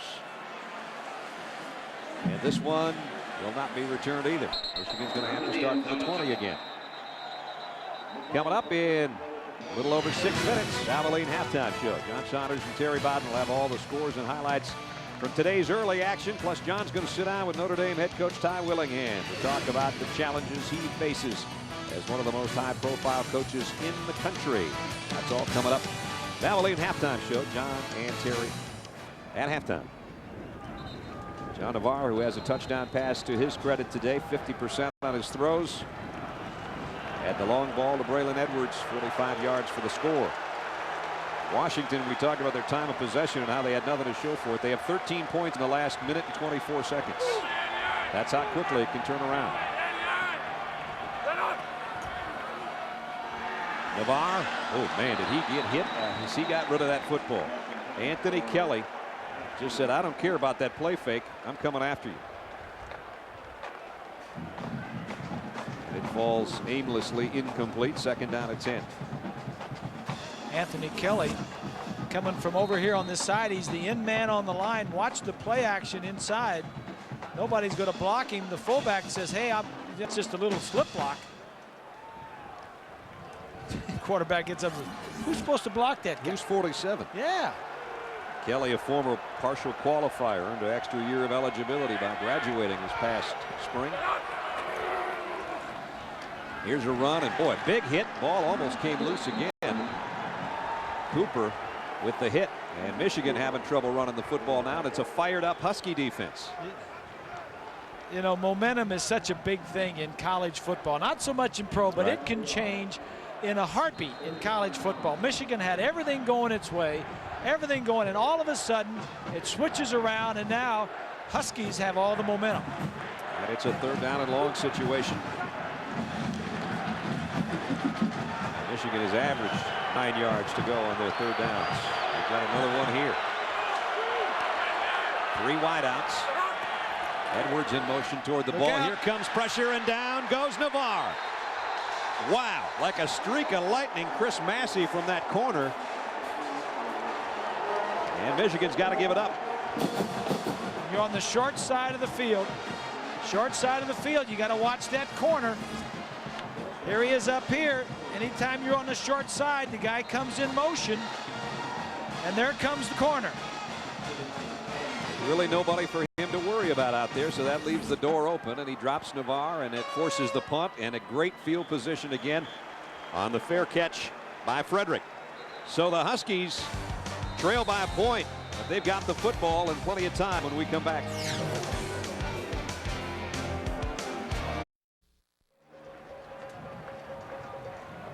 A little over 5 minutes remaining in the half, and Washington's got the ball back now, trailing by only a point after 2 quick touchdowns in about 84 seconds. Last 3 possessions for Washington have been started on the 50-yard line, on Michigan's 25-yard line, and now on the 45-yard line. Great field position. Cody Pickett throws incomplete, intended for Kevin Ware. He's hooked up with him several times today, including one of the touchdowns. Our Pacific Life game summary, and you talk about summarizing things. Michigan had total control of the ball game and how quickly it can turn. Pickett, 153 yards, a touchdown. He has been picked off once. And Chris Perry, 57 yards on his touchdown run, but Michigan's turned it over twice. Perry turned it over once on that fumble. 2nd down and 10. 3-step drop. Arnold out in the flat, right about at the midfield stripe. And he's swarmed under by Marcus Curry and Shante Orr, who fell all the way back there from his defensive end spot. The Curry brothers have both been involved today. One with an interception, one with a fumble recovery. And Marcus still playing with a bullet lodged in his back as he was shot this past May outside a party. He and Carl Diggs both. There was questions whether or not he'd be able to play football. He said, once I got the word you can practice and you can play, it was the happiest day of my life. 3rd down, just on the Husky side of midfield. Pickett under a blitz. Got a man wide open in the middle, though, and it's Reggie Williams, and it's 1st down Washington. And Pickett is down. If you're a calf roper, or you're a champion calf roper, yeah, you're going to get kicked from some of those calves. He just bounced back up. He does not want to leave this ball game. Not with the way things are going right now. That was a good read. Their linebacker or the back toward that side blitzed, and you always want to throw toward the side of the blitz. Right there, you saw. That's the 2nd time Hobson has drilled him today. And that's either you getting the air knocked out of you, or it's a rib injury. He is a tough customer, and he comes up with a 1st down at the 36-yard line. They'll give it off to Alexis, who's hit immediately. Drops probably for a loss. And Marlon Jackson, don't ever tell him he can't play the run either. He's the one that came knifing in there to make the stop with just under 4 minutes remaining now in the half. Washington trying to look for the lead for the first time today. I was watching Pickett on that handoff, and he did not get out as far as he could to make the exchange with Alexis, the running back. So well, he took that helmet right where that shoulder would have been separated a year ago, too. That thing can't be. I don't think it's a shoulder. I think if anything, it's he just got the wind knocked out of him, or he got a bruised rib. See if he throws here on 2nd and 12. Does, and it's complete, and it's a 1st down at the 25. Good throw. Got it out to Wilbur Hooks. I like the zip on his passes, and he's throwing it away from the defensive guys. He had to throw it over some. You know, these are not easy throws. Michigan defensively prides themselves in being able to disguise their coverages. So when you get up there before snap, it's one thing, and then after the ball snap, it's a completely different other thing. So you got to recognize and react to what you see. He's moved the Huskies down to the 25 of Michigan with 3 minutes left in the half. 2 tight end set. Quick drop, flares it out, intended for Ware, the tight end, incomplete. They have not hooked up the last 2 times they've attempted one to number 84. Kevin Ware taking over for Jeremy Stevens, who's a great tight end and a #1 draft choice in the NFL. And the coaching staff was telling us, Rick Neuheisel was telling us, you know, Cody Pickett is getting a better feel for Kevin Ware. Last year we didn't know whether or not he could trust him completely because he was so used to Stevens, and says they got something going now, and they have had today, including a touchdown pass. Well, they've had a few good tight ends up there at Boy, Washington over the years, haven't they? Yes. They put out some dandies. 2nd down and 10. Pickett wanted to throw a slant. Now comes back down the middle, and he rifled it. And it's complete. Reggie Williams, and that was a tough hit. Williams took to hold on to that football. It's 1st and goal. Nice play by Williams. This guy is big. We talked about him in the opening, being able to make big plays. Cato June, number 2, blitzes. Williams, Jackson leaves him. Williams goes to the inside. It was supposed to be a slant. He followed him in, and he takes the hit from Curry. 6'4" and 220. That's impressive right there. He took a big hit there, and he's going to the sideline. 5th catch for him for 65 yards. Last year he had 134 yards receiving in his Husky debut. He was the first freshman wide receiver ever to start game 1 in Washington history. Back on the ground, nothing there. No. Things just stuffed. Carl Diggs, Dan Rumashek are there to meet him. Alexis has 15 carries for 19 yards, but somehow has a touchdown and a big 1st down run stuffed in there. Alexis, when he was a kid, his family immigrated from Haiti to South Florida, and his parents told him, "We don't want you playing football." So we snuck around and played. The only time he played organized football was his senior year in high school. Basketball really is his first love. Yeah. 9th play of the drive. They fake it to him. First option today, and it's an option that Cody Pickett would just as soon have done away with. No, that didn't look good at all. No, it didn't. Cato June made the tackle. There was nobody back to pitch the option to. It was going to be a Pickett keeper the whole way, I guess. Yeah, that didn't look pretty. I mean, there's nobody for him to pitch it to. I mean, and nobody to block for him either. And too many. That's an ugly sight for a quarterback. Yeah, nothing but maize and bull. To come down the line and see 2 guys, one of them a defensive lineman that's angry, and nobody to pitch it to. Oh boy. So it's backed up to the 11-yard line. The number 2 wasn't bad, but the 97 guy on defense, that was too big. Yep, that's too big. And now timeout. Apparently taken by Washington, though Dennis Lipsky hasn't given an official word as to who took it. It is taken by the Huskies. With 1 minute left in the half, timeout taken by Washington with a big 3rd down upcoming. And with that in mind, we can go back and ask you again our trivia question: who holds the NCAA record for consecutive field goals made? I guess Chuck Nelson, just because I know he's here with the Washington Huskies broadcast team. I don't know. Chuck Nelson. There you go. Not bad, huh? I'm impressed. There we go. I'm impressed. Went on to a heck of a career with the Minnesota Vikings. There's Chuck. Part of the radio team. Has been for a long time for the Huskies. So now it's a 3rd down coming up, and you know they'd love to get a touchdown here. But even a field goal looked pretty good going to the break, when considering a few minutes ago they were down two scores. You know, there aren't many new rules in college football, but one of the smaller rules is that the timer on the field, the timer is not provided by the home team any longer. It's an official now. He comes with the officiating crew. He is one of the officials, and he handles the official time on the clock. Some people say that's because of the Michigan State game of a year it all started there, I think. Yeah. That's a whole nother story. Yeah. I just thought I'd throw that out just to get some interest going. All right. We got 11 so it's over 3rd down and goal back at the 11-yard line. Reggie Williams has 2 catches on 3rd down today. Michigan's a man short on defense, I think. Right now, the Huskies with 2 6'4" receivers. Jackson to the left and Williams to the right. If they're thinking fade, either guy is capable in that respect. And there's the fade, and it's to Reggie Williams. And he can't get it because Marlon Jackson's all over him again. That's good stuff right there, partner. You called it. Jackson knew the possibility of it coming out there. He threw it out there, and he fought it all the way. This is good stuff. Watch it. See, Jackson sees it all the way.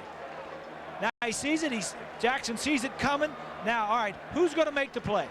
Just jump and make it. Whoever, it's up there for grabs. 6'4" is Williams.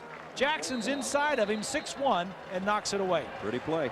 As much with your body. The defensive man screens him away from the ball, and knocks it away. John Anderson will try a 28-yard field goal to put Washington ahead. And it's blocked, much like a year ago, only this one's the other way. And the Wolverines have got it. Shante Orr making like a fullback going the other way. Payback time for the Wolverines.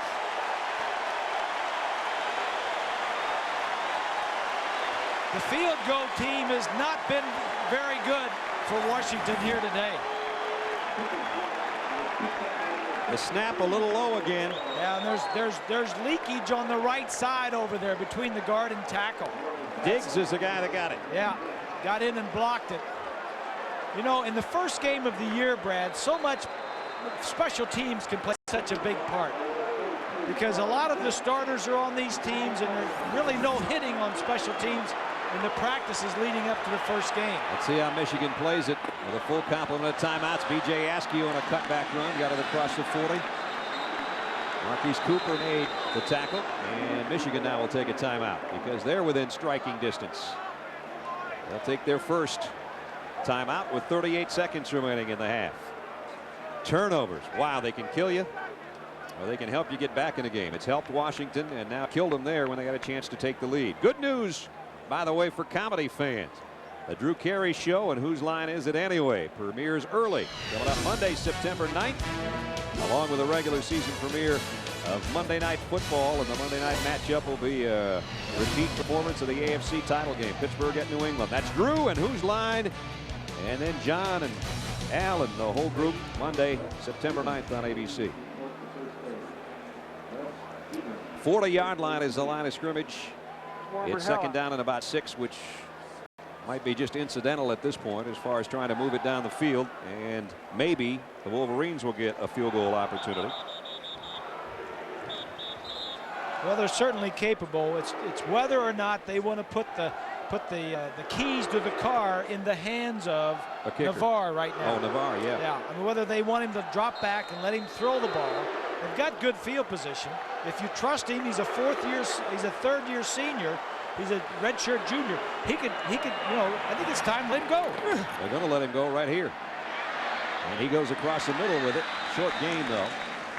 As dragging across the middle was Bellamy, knocked out of bounds. This is when you show the trust in your quarterback right here. When you let him go ahead and throw. I mean, it could be a lot worse. You could be backed up on your 10-yard line, right. 20-yard line. I mean, you got a chance to get some points here. Got it at the 42, so they need about 4 more for first down. 33 seconds left. That was the first time I can remember that John worked from the shotgun. Now he's back under center. They keep it on the ground to Askew. First down for BJ and then some. So they cross up the Washington defense a little by keeping it on the ground, and BJ Askew rips off 13 and a first down Michigan. Clock stops while they move the chains, and then the clock starts again on the referees ready for play signal. Now back in the shotgun with 3 wideouts. Navarre steps up, fires, had it tipped in the air, incomplete. Josh Miller, I think, got a paw on that one, the defensive tackle, big number 65. And so that'll stop the clock. Second down upcoming with 17 seconds remaining. Game that has swung back and forth. All Michigan early, despite the fact they didn't have the ball much. They had 14 points in less than 4 minutes of time of possession. Then Washington went down, scored a touchdown, recovered a fumble. Just shows you the character of the Husky team, huh? Yep, they have hung in. They didn't get rattled when they were down 14-0. Second and 10. Navarre fires out, complete. Good pickup for Tyrese Butler. And Tyrese, I don't know if he's got a first down or not. Looks a little bit short, I think. Out of bounds with 12 seconds left. So they got a couple cracks at it left here. Good 2-minute drill. Get out of bounds. Call some timeouts if you complete it inside the inbounds. But this is, I never will forget when my son Brian was quarterback here early on. When he was a younger quarterback. I think it was junior year. The Michigan staff didn't let him throw the ball. And he came off and threw his helmet and said, "What's the matter? Don't you trust me?" And from then on, they knew that he knew what he was going on. And Navarre's the same way. He's been around long enough. Third and short, throws out. I guess you can trust him. He got His intended receiver, a first down at the 25, Braylon Edwards. Call timeout. All right, they stopped it. With 4 seconds left. And now let's see, they bring on the field goal unit. They have everybody huddled around the coaching staff. And the whole offense is going to come over, so we may not know whether or not Philip Brabs comes out until you do. As the entire offensive line is going to be out there, and you assume at this point they're going to try a 42-yard field goal. Although this is a kid that has never played. He's played 1 game. He's had 6 kickoffs prior to today. He's had a couple more today. Yep. They don't have Hayden Epstein anymore, who was almost automatic for their field goals and extra points. Exactly. You don't know what his strength is. It looks like they're going to kick it because he's shaking his head like, you can do it, you can do it. Yeah, I can do it. But if you ever go to try a fake, I mean, this is where you've practiced all these toys and these gadgets for the last month in 2-a-day practices. You might pull one out here, but if you want to see your kicker kick, the one area special team does not look good is the Washington field goal kicking team and extra point team. Navarre will hold. Philip Brabs, and now Washington's going to take a timeout. So they're going to try to plant a little seed of indecision in the kicker of Michigan, knowing his youth. And he's visualizing right now, and nobody's even near him. Nobody's talking to him. Get away from him. That's right. Coming up tonight, don't forget, Tyrone Willingham is the new head coach at Notre Dame, and the Fighting Irish will battle the defending ACC champions, Ralph Region's Maryland Terrapins. It's a kickoff classic as our holiday weekend bash presented by AT&T Wireless continues tonight, 8 Eastern, 5 Pacific. ABC Sports, the class of college football. It'll be an interesting one. Well, we've seen Philip Brabs at least have enough confidence in himself to crack a smile. Yep. He'll be smiling if he hits his field goal going to the locker room. He'll be laughing if he makes it. If he doesn't make it, it'll be a whole different matter. So they put it down on the left hash. It's the kind of spot you'd want it for a right-footed kicker from 42 yards out to end the first half. Kick on the way, not a chance. Knuckleball left, not even close. And so Michigan comes away empty, even though they'd moved themselves into what looked like scoring position. They still have the lead, but we got a good football game going on here between number 9 and number 10. It is 14-13, Michigan in front. Coming up next, the Valvoline halftime show. John and Terry, along with all the scores and highlights. Remember, John will have a conversation with Ty Willingham. That's our halftime show upcoming. 14-13 here. ABC Sports presentation of college football will return after this message and a word from our ABC stations. The Valvoline halftime show, brought to you by Valvoline's Max Life, the first motor oil formulated for higher mileage engines. From Times Square in New York, John Saunders and Terry Bowden. Michigan fans, Washington fans in the ESPN zone, 14-13 is the score right now. This in some way resembles last year. Michigan had a chance to run away and hide. They didn't. Remember last year, the blocked field goal for a touchdown, interception for a touchdown, they lose the game. Well, Michigan was going to run away with it, looked like, but Washington just never gives up. But Michigan did what they had to do. They set the run up, they ran the ball well, had the big play, and then they sucked Washington up and they threw over top. But Washington just never gives up. They never give up. Cody Pickett, remember last year, came from behind 5 times in the fourth quarter. If this game stays close, Washington's not out of it. No, without question. No. Rick Neuheisel's teams have shown that. Of course, it also means you're behind if you come back a lot. Stay behind. Colorado, Rick Neuheisel's all-team facing Colorado State. Led throughout this entire half at a big lead. Boston come from behind. If you're Lloyd Carr at this point, how do you protect this lead? Well, you've got to run the ball. Again, remember, they did not run the ball well last year, and they've got to continue to run it. John Navarre, I'm not sure he can beat you with the pass by himself. He only passes well, I think, if they make yardage running the ball. Get ahead of Washington, and then you've got to be careful, have good kicking game. They've had two punts blocked or 2 field goals blocked. Yeah, they had a chance as well on a pass where a guy was wide open in the end zone, and Navarre overthrew him. So the second half still to come. Also, still to come, we are going to talk with the new head coach of the Fighting Irish. Welcome back, and a reminder, tonight at 8 o'clock Eastern Time. Right attitude.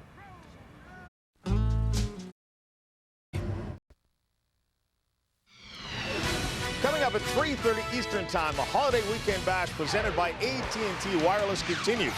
Some of you will be in the ACC to watch Virginia try and pull off an upset of the 5th-ranked team in the nation, the Florida State Seminoles.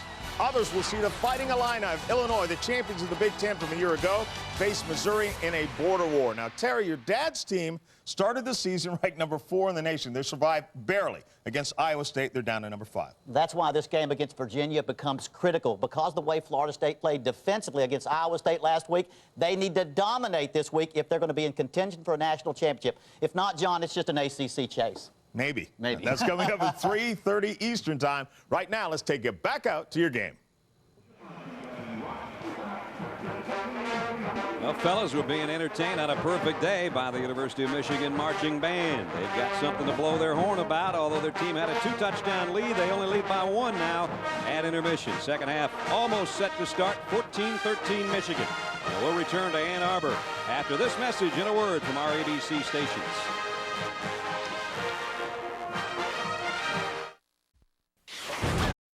CCM 13 News at 11.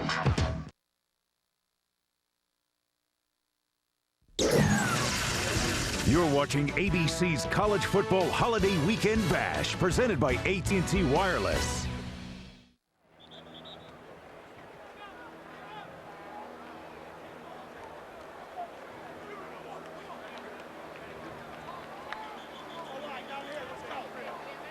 We welcome you all back to Michigan Stadium in Ann Arbor.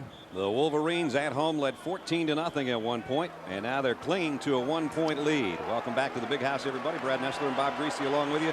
Wasn't picture perfect in the first half. Special teams weren't very special, but a lot of good things went on too. That's typical first game. A lot of good stuff, and yet some mistakes coming along. But you know, we talked about early on about Reggie Williams. They've thrown the ball to him 10 times. He has 5 receptions, and this one set up a touchdown. And for the other side, John Navarre, a little completion there, but he's made a big plays when he had to. The deep pass, he just missed one a little earlier besides that one going for a touchdown. So the big players are coming out early in the ball game. Michigan showing their new offense, throwing the ball down the field. Washington had a chance for a tie game here, but missed an extra point. And Michigan had a chance to get 3 more right before intermission and missed badly on a field goal. Those are the miscues on special teams that we alluded to. And now the Wolverines are going to bring it out of the end zone. LeSueur had some indecision from about 7 yards deep, and he paid the price. He only got to the 15. Let's check in with Swanee. Well, thank you, Brad. I talked to Lloyd Carr as he was going in. He felt pretty good with some of the things his team did offensive, defensively, and special team. But his concern was getting his team to do the good things consistently. And he believes he can make those corrections here in the second half. He wants his defense to continue to put pressure on the quarterback. There are a couple of things he felt they weren't doing technically. He thought they could get those corrected and come out and play much better in the second half. And you know what Swanee talked about when we opened up this game? It's 2 quarters away from now. Who's going to be 1-0 in a top 10 team and who's not going to be? Yep. So this is a pretty big half of football here on the last day of August. And to give to Perry. Oh, man, he is stood up and buried by the UW defense. The dogs are there to swarm all over him. He got about a yard. Washington came into this game ranked number 9, and Michigan was 10. So, you know, 2 pretty good football teams playing like that in the first game of the year. And we got some good early season matchups because of the 12-game schedule. Of course, we've got some interconference matchups coming up for you. We talked about Maryland, Notre Dame, but also Virginia Tech and LSU, Auburn and USC on our holiday weekend bash. Navarre back to throw the first time this half, and in and out of the hands of Braylon Edwards, who has the touchdown catch today. Evan Benjamin right there with him, and it's going to bring up a 3rd down and long, and that's not the way Michigan wanted to come out of the tunnel. Well, Michigan needs to stay out of these 3rd and longs. I mean, you know, nobody likes the 3rd and 9. I mean, if it's 3rd and 3 or 4, then you can choose between a run and pass. Right. 3rd and 9, you know, they're going to be laying their ears back and rushing the passer. They only had one situation today where they kept it on the ground in a 3rd down. It was about 3rd and a long 4, and B.J. Askew got a 1st down on a draw play. But here they've got 4 wideouts on 3rd and 9 from their own 16. Quick drop, quick throw, and a quick 1st down. Nice throw out to Tyrese Butler in front of Chris Massey. Good read by Navarre. The corner on that left side on Butler was playing off. Little slant, pitch and catch, 1st down. Top of your screen. Butler just going to go down, run a little slant. The receiver on the inside of him ran a slant also. That's first down. And Navarre at 6'6" can probably see that quick slant better than a lot of guys. Yes, yeah. We talked to him yesterday. He is tall. Here's a give to Perry. And Chris Perry, since he had his touchdown run, the sledding has not been as easy. Carruthers, the safety, made the hit. But since he fumbled, going for extra yardage, right. he's been holding on to the ball. He hadn't been running as freely as he did on that touchdown run. That's correct. So second down and long again. Navarre 9 of 17. The touchdown throw was to Braylon Edwards. That was good for 45 yards.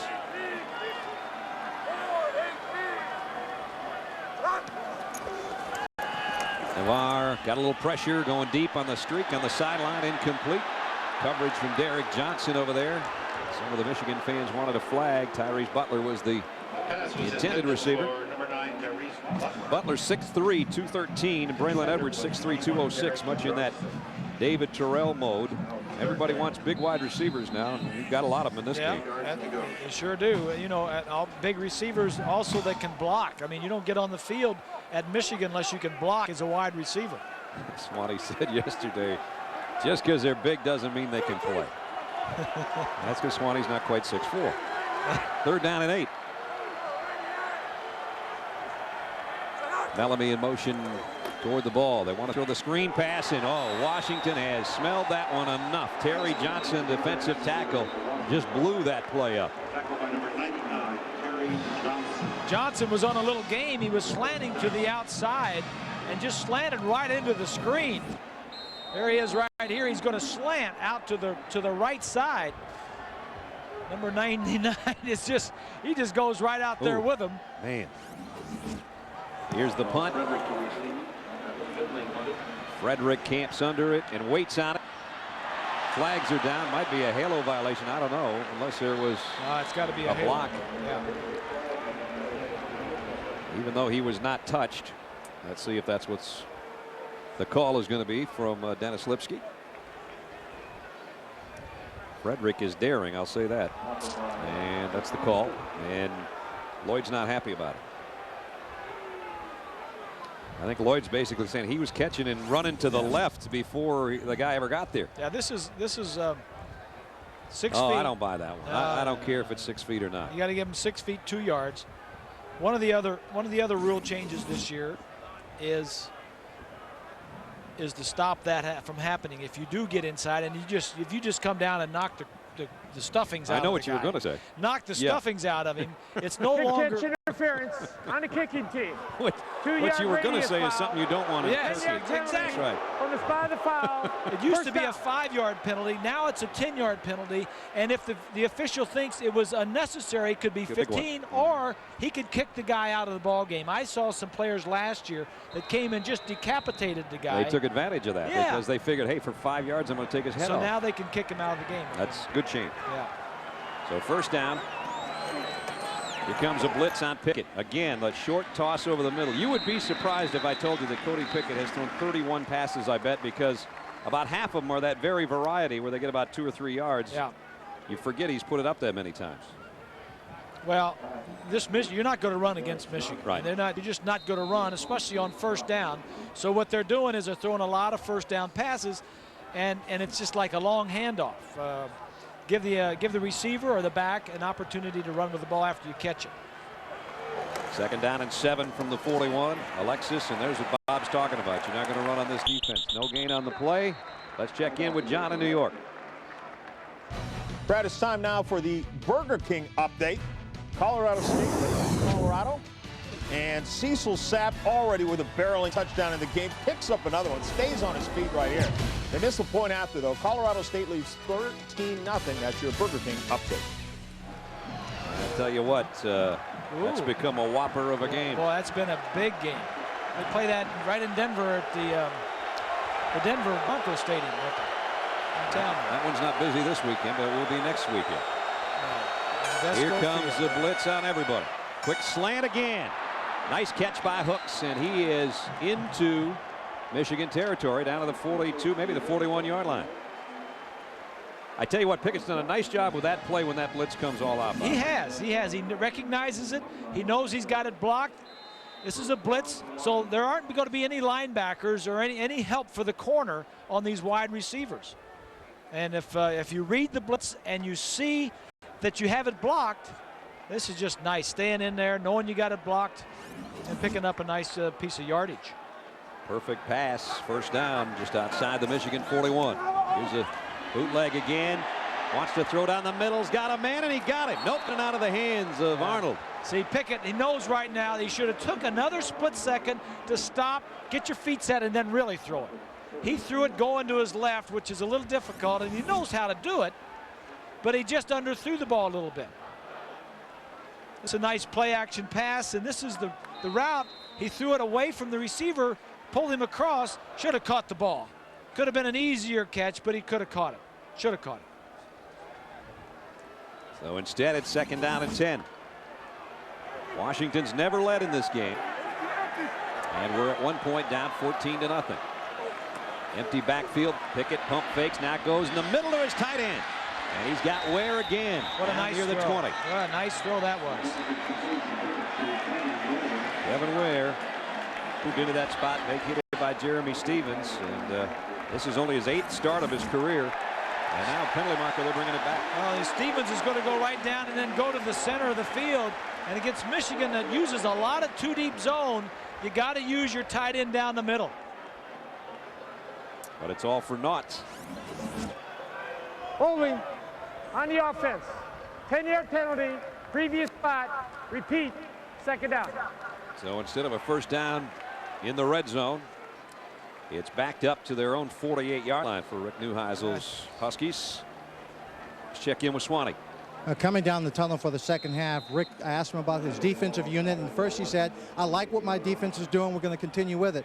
On the offensive side, he said he would like, and the operative phrase is would like, to establish a run. But he said, when you're throwing the ball and that's really working for you, maybe you just have to stay with it. That's what they'll probably do here, although Pickett brings his tail back up closer. And he wants to throw a quick fade over here. It would have been a great catch.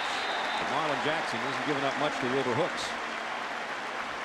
And Marlon Jackson is going to be a good defensive back. He's a good defensive back right now, but I mean he's going to be really good. Yep. He's going to be one of the top ones in college football very soon. He's a Thorpe candidate as a top defensive back and a freshman All-American last year. Here he is, number 3 with Wilbur Hooks. A lot of good instincts there. Even though it looks like Hooks was going to pull it down, he kept that one hand where he could slap it out of there. 10 minutes ago, third quarter. Michigan still in front. Pickett pump fakes, now wants it all the other way. Double coverage out there, though. And it's caught, and it's a touchdown. Frederick caught it off a ricochet. How did that get through? I thought it was going to be intercepted, and Charles Fredericks got it for a touchdown. 51 yards, and the Huskies are in front. Frederick, the player that was suspended by Rick Neuheisel earlier in the spring, says go by, get your mind straight. This is what the quarterback wants. He wants to throw it up, and he wants your receiver to take it away from him. It never was deflected. Curry just didn't make a play on it. Yeah, 26 Curry didn't make a play on it. John Anderson for the point after. Again, the snap's a little shaky, but this extra point is good. And Cody Pickett, the 51-yard touchdown pass to Charles Frederick, and all of a sudden the Huskies have silenced 111,000 in Ann Arbor.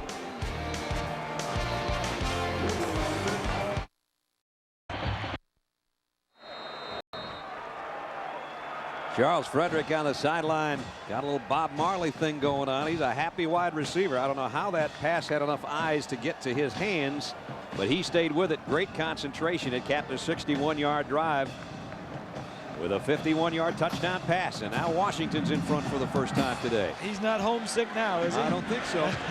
Anderson kicks down to the 5. LeSueur coming the other way. And he's out to about the 27-yard line. Go back and take a look at the touchdown. It's just good pass protection. 3 steps of pump and go. He just threw this ball up there. Now look at this.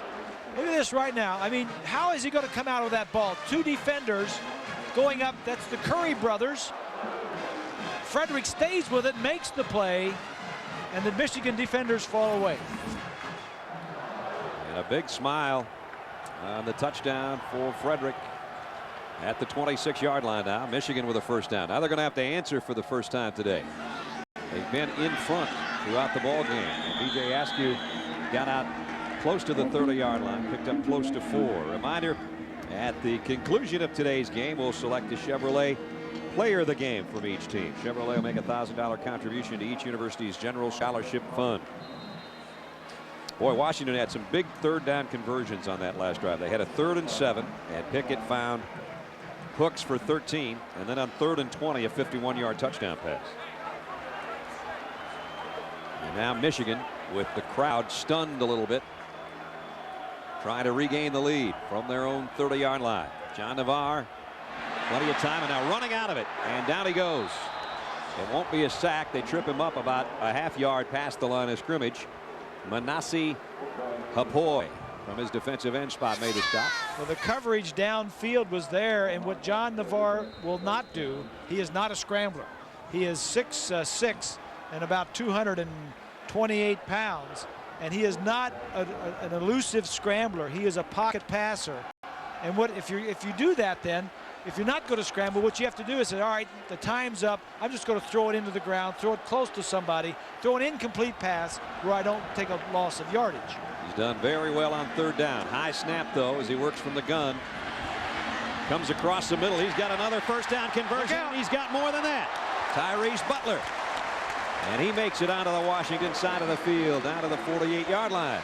Navarre's had some tough 3rd downs. That was the 4th 3rd and 10 or more. That was for 22 yards, and this is just going to go like a little square in. You're going to go down, break to the inside. That's a good play right there.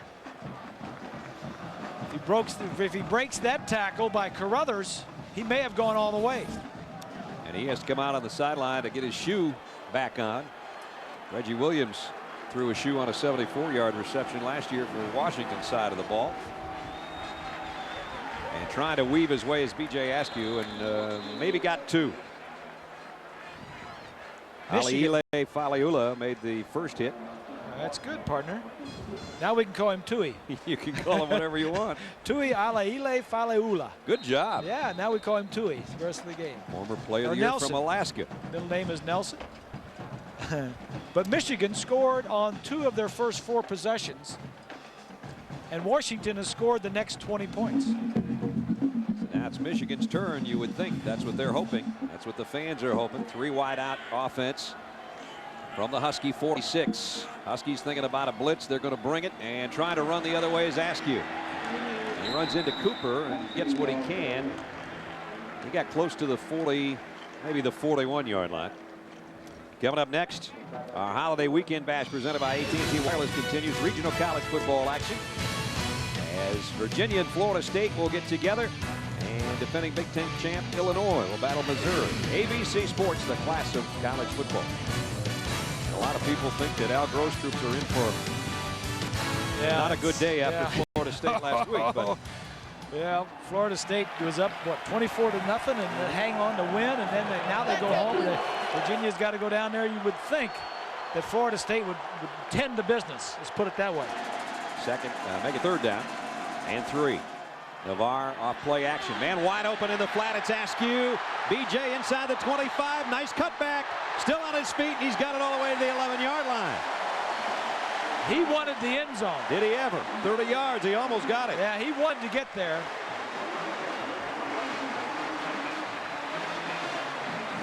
It's a nice little play action.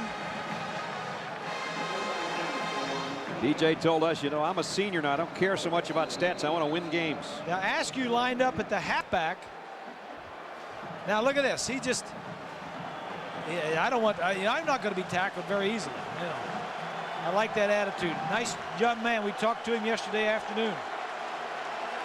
At the 11-yard line, first down. They give it off to Perry. Perry with a cutback, got down to the 10 as we check in with John Saunders in New York. John? Right, you know that Joe Paterno's coming off back-to-back losing seasons for the first time in his career. Facing Central Florida today, Zach Mills, who's going to be a key factor this year, finds Tony Johnson. He does the work, touchdown. Penn State right now with a 20-9 lead over Central Florida. I told you earlier, I like those Johnson guys. Yep. That's good. 2 of them for touchdowns. Got some players up there. 2nd down and 8. Michigan can get a first down inside the 1. Navarre wants to throw, quickly does, inside the 5, and it's down to about the 2. The ball is loose, I think, unless they blew it dead. Washington says they've got it. The officials have given no indication. The way the officials are looking for it, it doesn't look like they've blown it dead. Braylon Edwards, the guy that caught it. And with no indication, the assumption you make is it's Wolverine ball, and they spot it down at about the 2-yard line.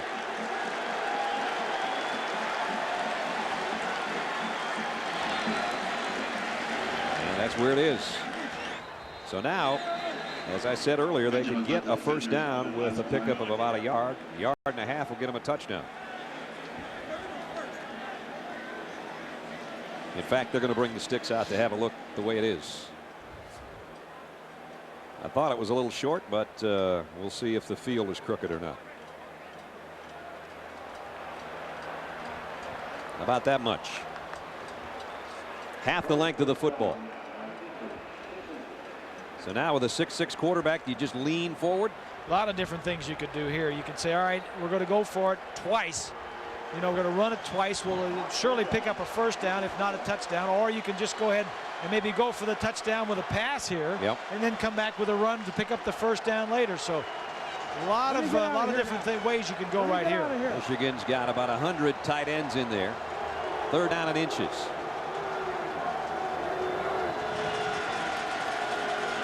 A handoff. Perry, touchdown, Michigan. Chris Perry's 2nd touchdown of the day. This one short distance after the other one was long distance.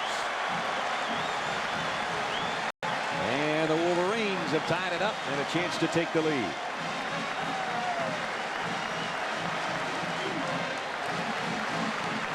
And now the crowd comes back into it.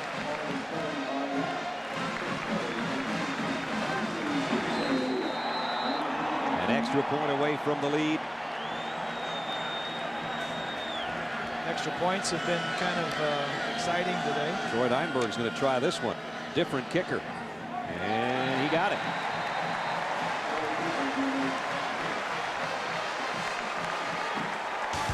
So Michigan's back in front, courtesy of Chris Perry's 2nd touchdown of the day with 5:30 to go 3rd quarter. Michigan by a point.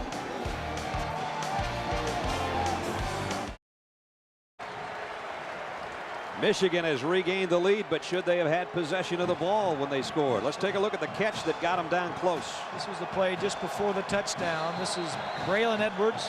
Watch the ball come out before he hits the ground.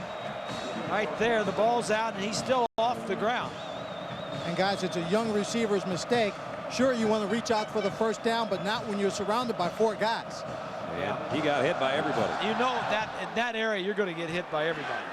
Grab's kick goes to Frederick, who has a touchdown as a receiver. And Frederick trying to weave his way to the 25. So 21-20 Michigan. ABC Sports presentation of college football brought to you by Chevy Trucks, the most dependable, longest lasting trucks on the road. Gatorade Thirst Quencher. Gatorade. Is it in you? Pacific Life, annuities, insurance, and investments. Rely on the strength of Pacific Life. And Capital One, who asks, what's in your wallet?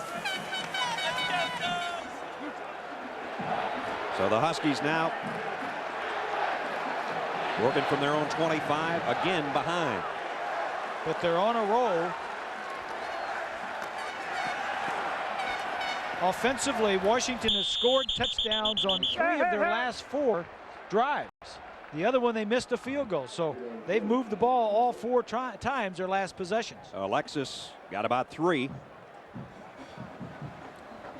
Sunday, ESPN2 has the battle for bragging rights in the Bluegrass State. Couple of big quarterbacks in that one. Dave Ragone of Louisville, Jared Lorenzen of Kentucky. 6 o'clock Eastern on ESPN2 for more information. Log on to ESPN.com. John Smith there, and Dave Ragone, and Louisville's had a couple good seasons in a row. Bunch of good quarterbacks around. 2 good ones in that game. Yep. Here's a quick toss. Frederick again, and he's got a first down out to the 40. So back and forth we go, and it has not really been Reggie Williams' day. It's been number 10. Well, they've thrown a bunch of balls to Williams, but they're throwing away from Williams and Jackson. Frederick has caught 5 balls now. Top guy in the screen. Going to just run a little slant. Both receivers run slants. He picks the outside guy to throw it to. And that's, you know, they're going to benefit from being opposite Reggie Williams all year long. That's true. He's got 5 catches for 88 yards. Alexis. Boy, Rich is going to say, you know what? I carried 20 times against Michigan in the big house. That's the good news. What's the bad news? I got about 20 yards. Actually, 18 carries for 24 yards. Yeah, well, you know, you're not going to make a lot of yardage unless he breaks a big one. And, you know, the chances of that happening aren't real good. But it's all part of the offense. You can't throw it on every down. Right. Maybe a draw play might be good. Last year, Washington averaged 2.9 per carry. That was second to last in the Pac-10 for rushing. Second down and 9 here. Cody Pickett's going to take a timeout. The play clock was winding down on him with 3:35. Good ball game going. Don't go away. We'll be back to Ann Arbor in a moment.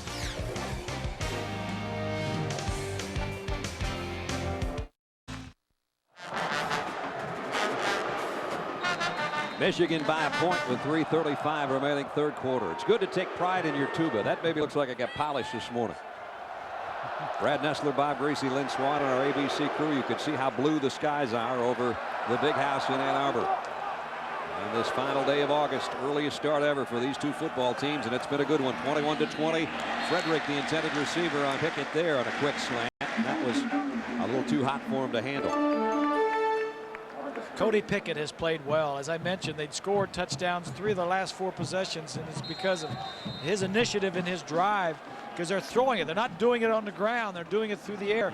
Michigan is mixing it up defensively. They're sending linebackers. They're sending some defensive backs.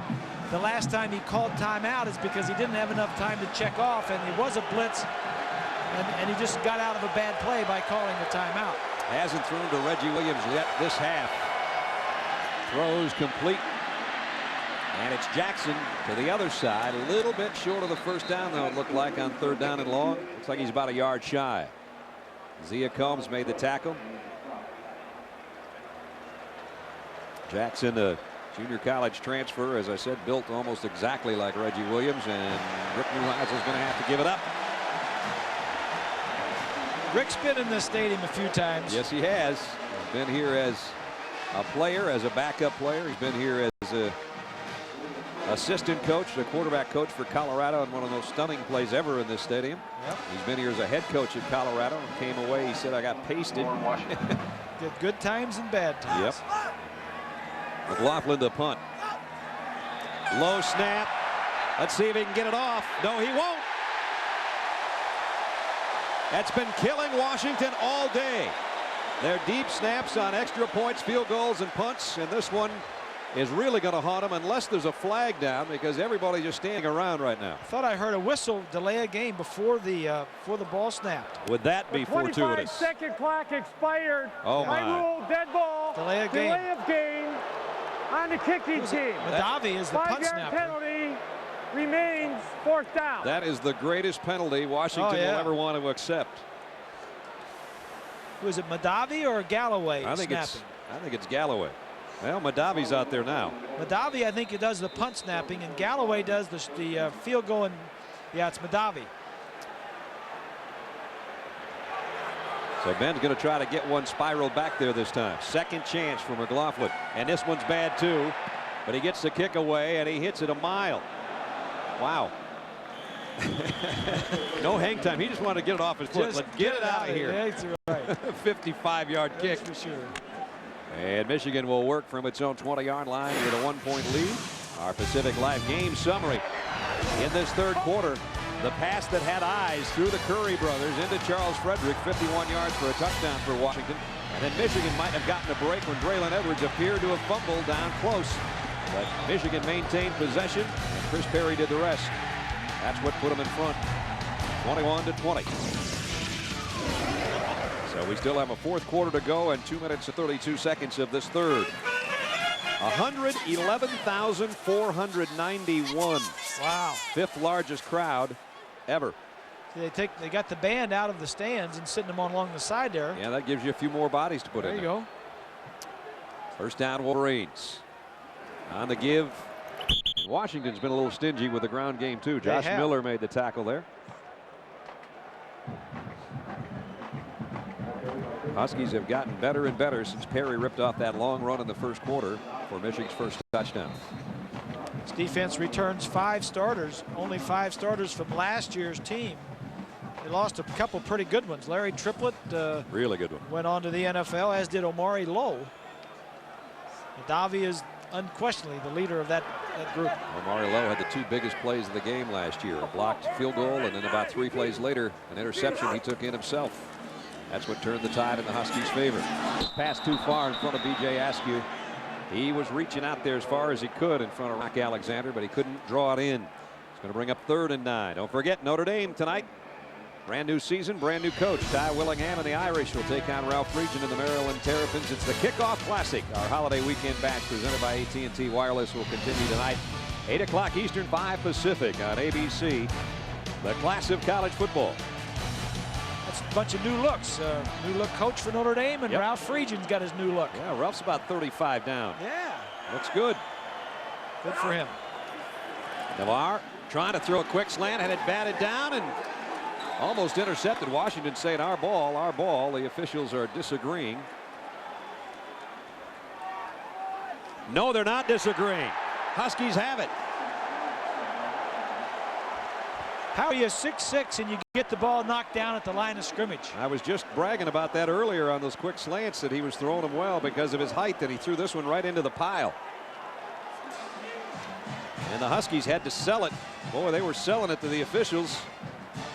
The offensive line has got to, when you're going to throw the ball quickly, the offensive line has got to attack the defensive line to get their hands down so you can throw over the defensive line. Kai Ellis is the guy that intercepted it. He's had a sack, an interception. He's hurried the quarterback several times today. And a week ago, they were wondering whether or not he was going to be healthy enough to start. Here's Washington at the Michigan 20. Pickett might want it all on the first play. To the end zone, to Frederick. Couldn't pull it in. And it's coverage out there from Zia Combs. Yeah, he was covered. He just thrown it out there. Let's go back to the previous play. Watch right here. There's Kai Ellis, 90. Right there, it was a little game. It was a little twist. He slapped it right to himself. He came inside. Yeah, slapped it to himself. The defensive linemen were man blocking, so when he slid to the inside, nobody was knocking his hands down. Wow, what a huge play. What a game for Kai Ellis, their senior defensive end. Talk about a tip drill. He tips it himself. 2nd down at the 20. Pickett got a man open in the flats. Alexis. And Alexis got about 4 before he's run out of bounds by Victor Hobson. So it's going to bring up a 3rd down situation. Now you wonder what Rick is thinking here, 2 plays ahead, because yeah. The field goal unit has not been very strong. Yeah, you wonder if he's even going to try a field goal. I mean, you got the option of the option maybe getting it blocked and going the other way. Right. I mean, it has not been pretty.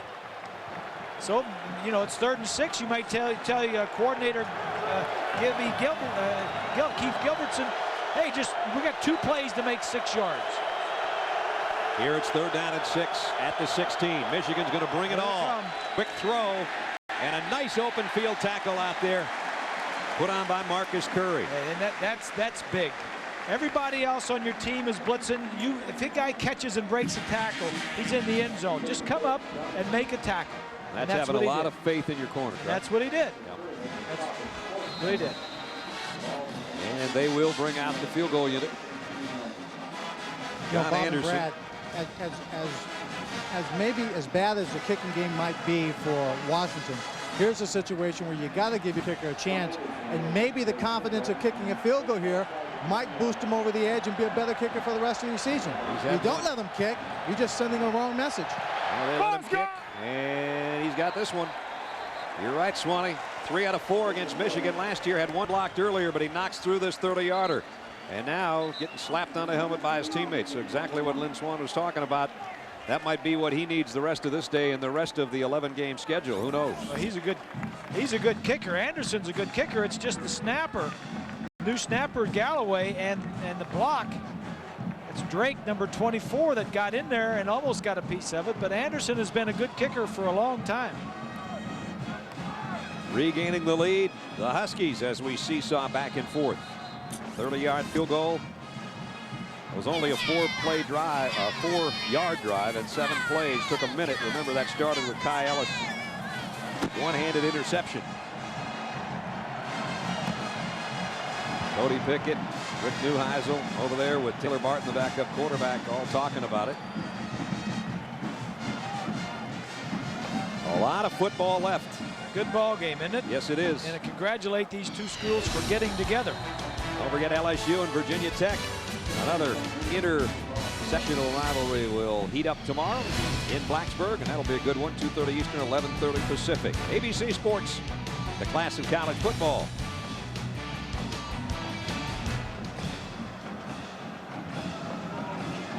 Anderson with a kick. LeSueur's about 6 yards deep. He says, nah, let's just take it out to the 20 and start there. I think the coach got in his ear the last time he ran it out from back there. That's right. He says, all right, I ain't doing that again. Yeah, he took that one about 7 yards deep and got pasted at the 15. This time they'll start at the 20. And there's the drive, the third lead change today. And you can really put out of that 3 points, give about 2 of them to Kai Ellis. He's the guy that came up with the interception, and then Anderson knocked in the field goal. Now look at Rick. It's hot down there. He's wearing a sweater vest. He's got to have that golf sweater vest. He's got to have that vest on. That's Rick. You know? That's Rick. I mean, it's hot down there. It's as much Rick as Spurrier and Stoops with the visors. Yeah, you know? It's just part of the deal. That's right. At the 20, they fake the draw, and off play action, come up throwing. Boy, did he fit that one in. I guess so, because that thing looked like it was a possibility of getting intercepted. Instead, Ronald Bellamy got it for a 12-yard gain. Jafar Williams, the linebacker, was out there. He had to throw it. There you go. Covered by Alexander. I don't know if you're going to see the linebacker come into the picture or not, but you don't. He was in front of it, though. Yeah, he was in front of it, and he had to throw it over and around him. That was one of those where everybody was kind of holding their breath to see if the linebacker was going to pick it off. Instead, he zipped it right in there. Nice play fake by Navarre. Deep out, got a man wide open at the 45, and Calvin Bell took himself down. He had 30 yards to run. He just couldn't find his footing. He found the football. That's your first order of business, and then try to gather yourself. And he got all turned around. Down he went. His first catch, but it's a big one. This is a play Michigan uses all the time. And instead of running both receivers across the field, they took Bell halfway over and then took him back where he came from. There wasn't a guy within 30 yards of him. At least he got Michigan a big first down, because right now they trail by 2 at the end of the third quarter. 23-21, ABC Sports presentation of college football will return after this message and a word from our ABC station.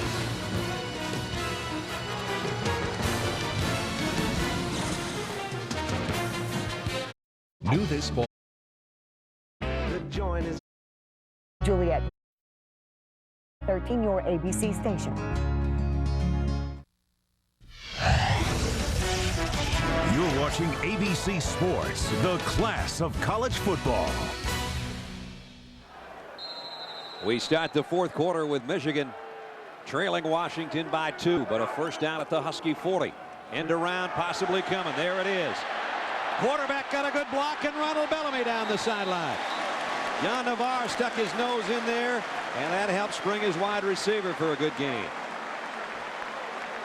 Well, Michigan, you can count on Michigan running a couple reverses every game.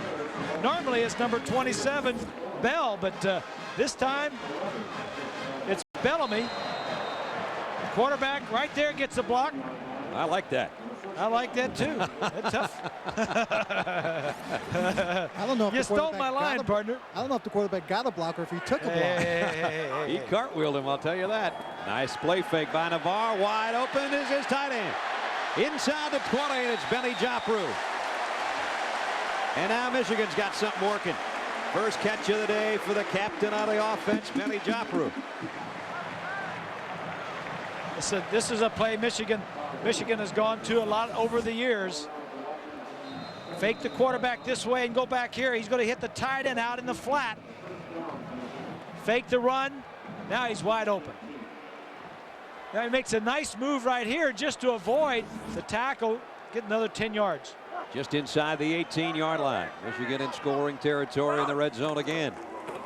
And here's Williams straight up the middle. Put a hand down to keep his balance. Got inside the 15 to the 14. We go inside the studio in New York to John Saunders.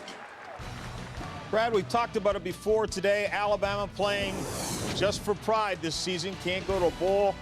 Facing Middle Tennessee State here. Ahmad Galloway, 33 yards. Great run. Spins his way into the end zone. And Alabama increases their lead 29-14. Said they can't go to a bowl. They're going to Hawaii. They're going to Hawaii, yeah. They got that baby locked in. End of the year. Second down. Perry straight up the middle. And Chris might have a first down, I think. Marcus Cooper brought him down. It looks like it's first and goal Michigan unless they have to bring the chains out to look at it. Nope, they won't. First down. This one's getting interesting. It's an impressive drive by Michigan offensively. And after that deflected pass was intercepted and Washington got the field goal, they come right back and they're threatening to score a touchdown. Chris Perry approaching the century mark. 16 carries, 96 yards, and 2 touchdowns.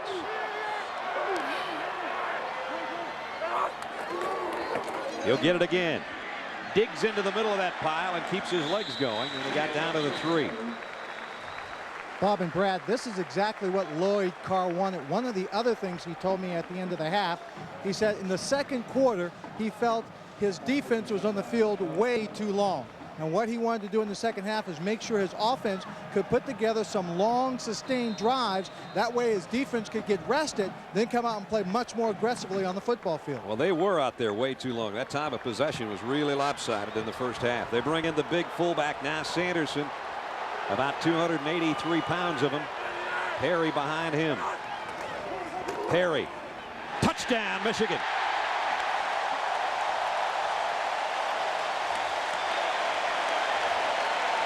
Chris Perry's third of the day from 3 out.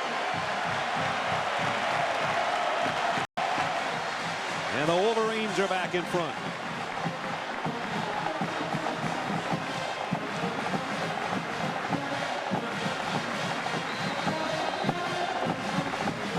Impressive drive, good passing, got him down there, and then the run game got him in.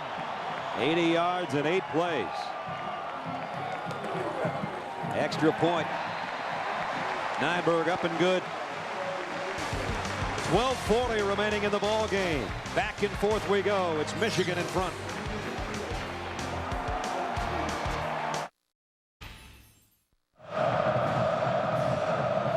Phillip Rabs to kick off now that Michigan's back in front. High short kick. Somebody's got to play on this. It'll be Frederick from the 9.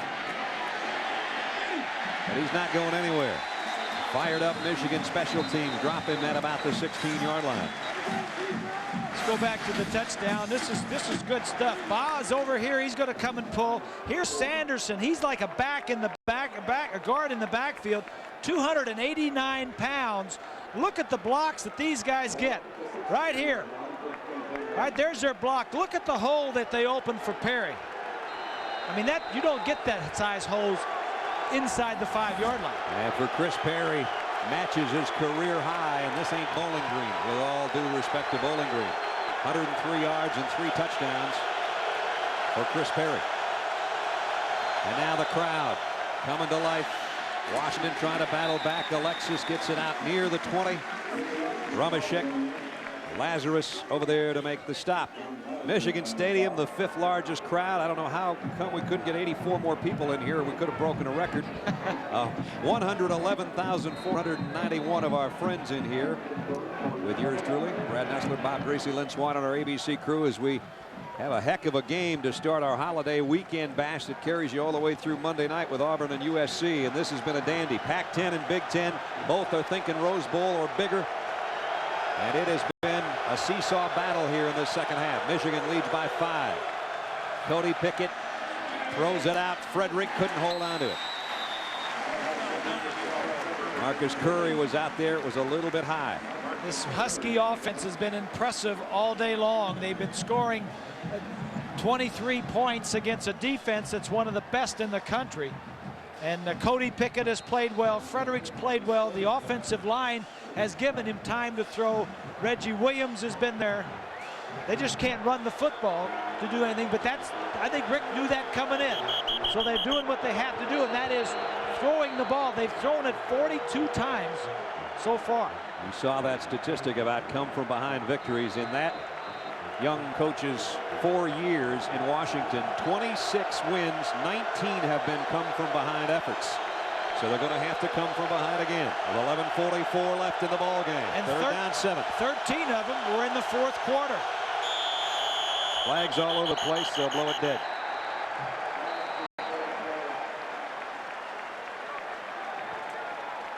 I think it's going to be a legal procedure Prior on to the Washington. snap, false start, offense. 5-yard penalty remains, third down. Might have been Khalif Barnes, the left tackle, who came out of his stance just a bit. With the crowd noise now, it's going to change things, and the closer they get to that end zone, the louder it's going to get. You know, we asked Rick yesterday why so many come from behind on third down. He says, well, we just never give up. He says, it's by nature. We just never give up. Well, regardless of what happens on this third down, there's still a lot of football left. Third down and 12. Pickett pressured down the middle, got it, and I don't know if it's good enough for a first down because there's a Wolverine sandwich right there, and Pat Reddick's in the middle of it. There was about 5 in maize and blue to drill him, but he might have gotten enough for the first down, because if you look where the official is saying to spot the football, I think they've got it. Well, they drove him back, but it's where he caught the ball. That was his forward momentum.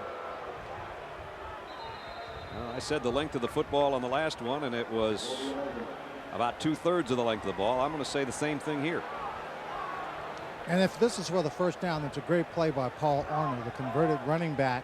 You know, there are a lot of little things you have to learn how to do as a wide receiver in critical situations. A long first down, you just got to make sure you get the yardage. And he came very close to getting that yardage. He made it. He made it. That was Reddick, though, not Arnold, 21. And he comes out to the sideline. You go look. Receiver's going to run a square in. Had to go up high for it. He might have gotten a pretty good spot. I don't know. Hard to tell from there or from here. 2 tight ends now for Washington. It's been a quiet half for their freshman All-American Reggie Williams, but other guys have picked up the slack. Pickett, look out. Had to get it out there and got it to Williams. It's his first reception of the second half. I don't know how the quarterback got rid of that one. I don't either. He got a mouthful of Wolverine as soon as he let go of the ball. Yeah, that was a great play. You know, we talk about blitzing all the time, and you know, blitzing is a defensive term. Normally when we talk about blitzing, we talk about linebackers. You know, you defensive linemen are usually the ones that rush the passer. But when you talk about blitzing, it's the linebackers that do the blitzing. They come in, the 2 middle linebackers can come inside. The center usually is responsible for one, but if the other guy is not blocked, picked up, then you can have a good blitz and you can get something done. But if the offensive side picks up the blitz, then they can get something done downfield, because it's usually single coverage everywhere. And today, Cody Pickett several times has thrown that quick slant when the blitz came from one side. He went where that area was vacated, and he's had some good passes. He did a great job getting rid of that ball. He's got a third down again. He's been hit, knocked down, and dragged around. These aren't roping calves he's playing against, but he's got 300 plus and 2 touchdowns. Long stretch handoff. Alexis broke into the clear. Rich Alexis, 1 man to beat. Inside the 30, down the sideline, and he catches him at the 3-yard line. Charles Drake saved a touchdown. Outstanding blocking over that side. Cody Pickett barely got the ball to him. It was a stretch play around the outside, around the end. Take a look at the play. from the end zone. It's a stretch play. He barely got him the football. Good blocking. Diggs, the linebacker, gets blocked. And then the wide receivers do a nice job out there. Hooks gets a block. And Brake just takes an angle and gives the defense a chance to hold him out of the end zone. Remember all that stuff I said about I carried it a lot in the big house, but only had 20 yards to show for it. Try 59 in one pop. Rich, first and goal at the 6. He'll get it again. Got it to the 5. Victor Hobson made the stop along with Julius Curry. So Washington's got it second and goal with a chance to take the lead back.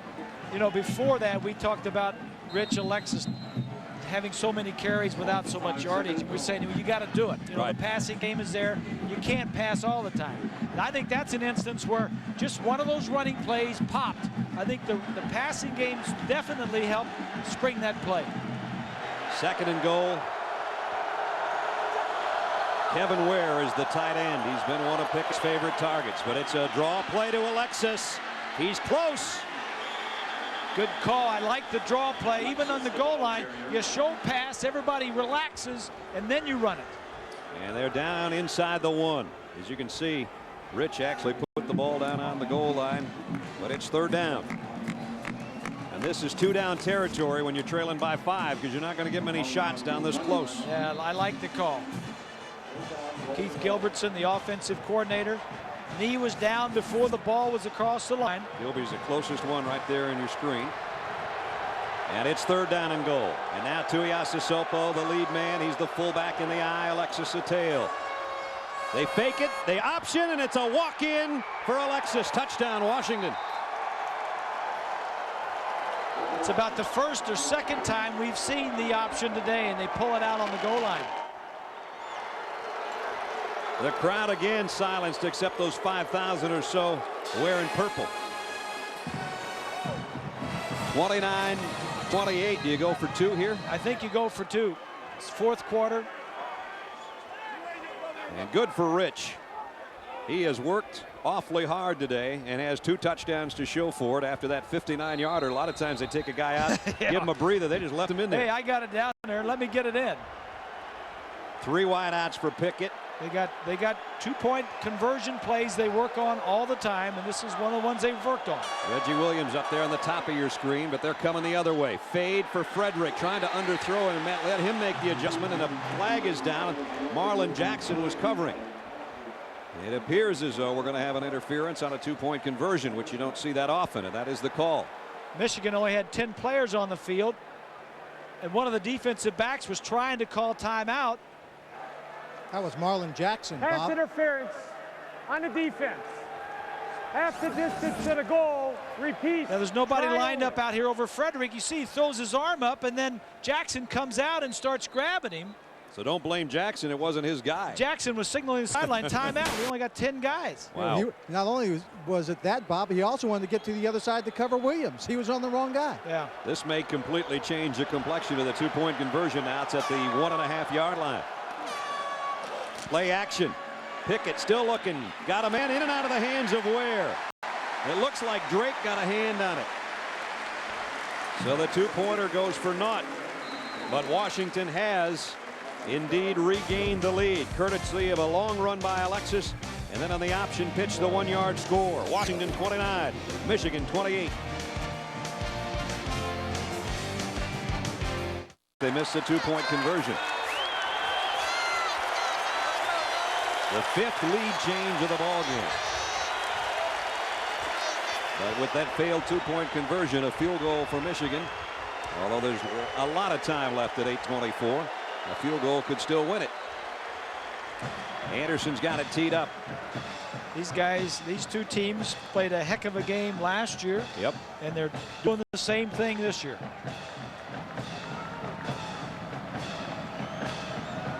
That's Chris Perry. LeSueur is back there with him. Jeremy will have a shot, and he won't bring it out. So at the 20, we will start Michigan offensively. ABC Sports presentation of college football brought to you by AT&T. Welcome to M-Life, AT&T Wireless. Dodge, you can take life as it comes, or you can grab life by the horns. Dodge.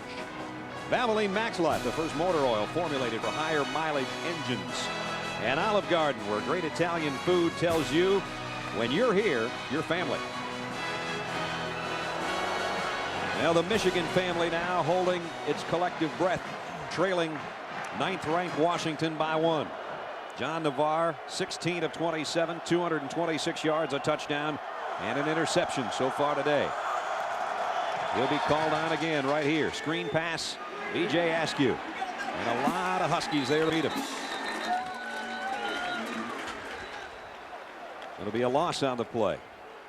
Madavi, the linebacker, made the stop. Timeout, still 3 left. Their longest drive today was a dandy 80 yards to give them the lead. And they've been pretty good on 3rd down conversions.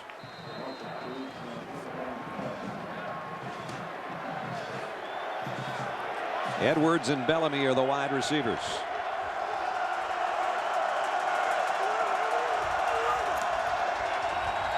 Looking for Askew. And again, as they did the last time they had the ball, too far in front of him. And the coverage from Jafar Williams, the outside linebacker. Trying to get anything in the hands of a playmaker. Askew can do it. He's got good hands. Just those passes were a little bit off the mark. Askew has caught 47 career passes. So over the last 2 or 3 years, caught a lot of balls, 5 of them for touchdowns. So we want to get involved. Terry Malone, the new offensive coordinator, wants to get all 5 guys, receivers and backs, involved in the offense. 3 wideouts now. Butler, Edwards, and Bellamy. Bellamy in motion toward the ball. Navarre getting flushed, in trouble. And down he goes, and he got hammered.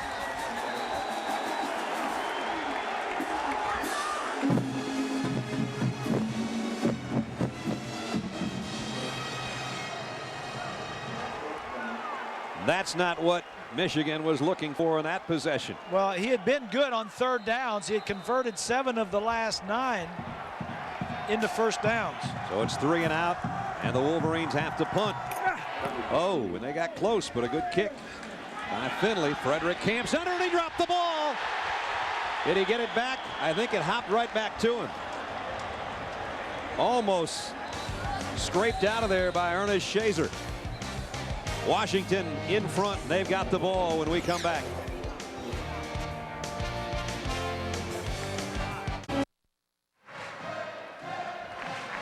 The big house is full in Ann Arbor, over 111,000. 9th-ranked Washington is leading.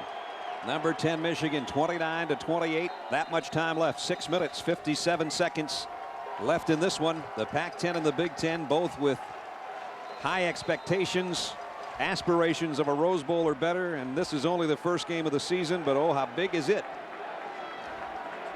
And getting bigger all the time. Both teams are really playing well offensively, which is impressive because that was the downside of these teams last year.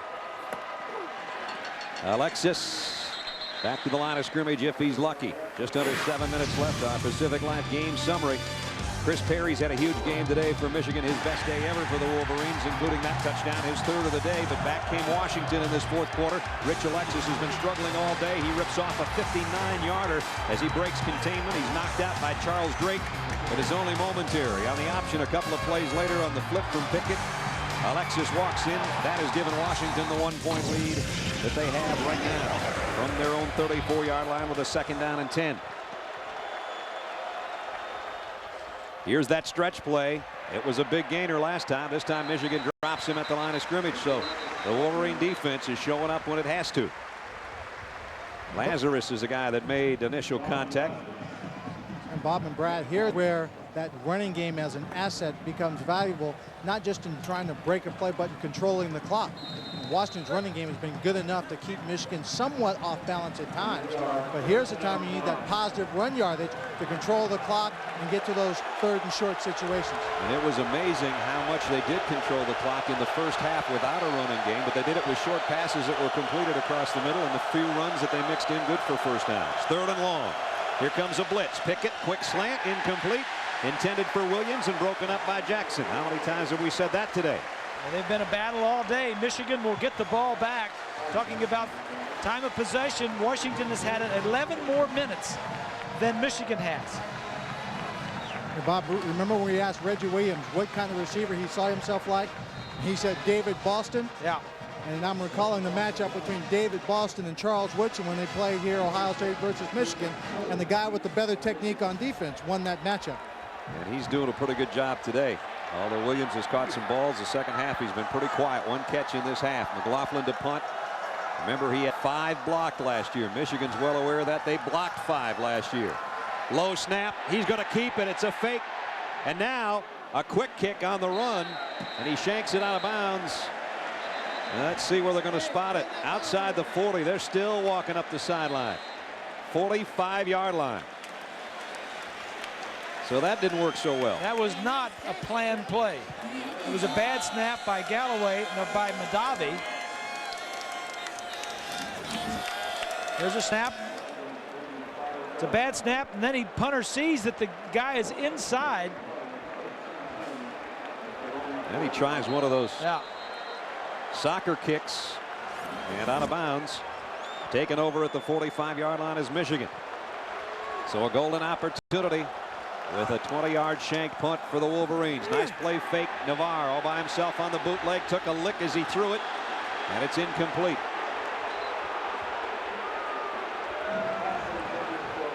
Time permitting, stay tuned for the Thrifty Car Rental post-game report featuring scores and highlights from across the country. John and Terry will be along to bring you all those scores and highlights. And don't forget, this is just the beginning of our holiday weekend bash. And these two teams have been bashing each other now for close to an hour. 5:22 remaining. Michigan trailing at home.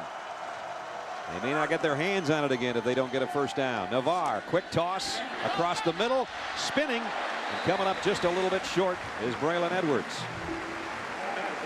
And now the biggest third down of the day upcoming for the Wolverines. Well, they came out and throwing the football, threw it on first down, almost hit the completion, just missed it to Edwards, came back to Edwards again. This is critical that they pick up this third down. It's under 5 minutes now. And you never know, you may never get it back. They're over 50% on the third down conversions today. Third down and a healthy yard to go. Askew looks like he's going to be the lead blocker for Perry. Perry's got the first and then some. Inside the 40 for Chris Perry. First down, Michigan. Terry Malone, the offensive coordinator. He's right behind the post here. You can't see him real good.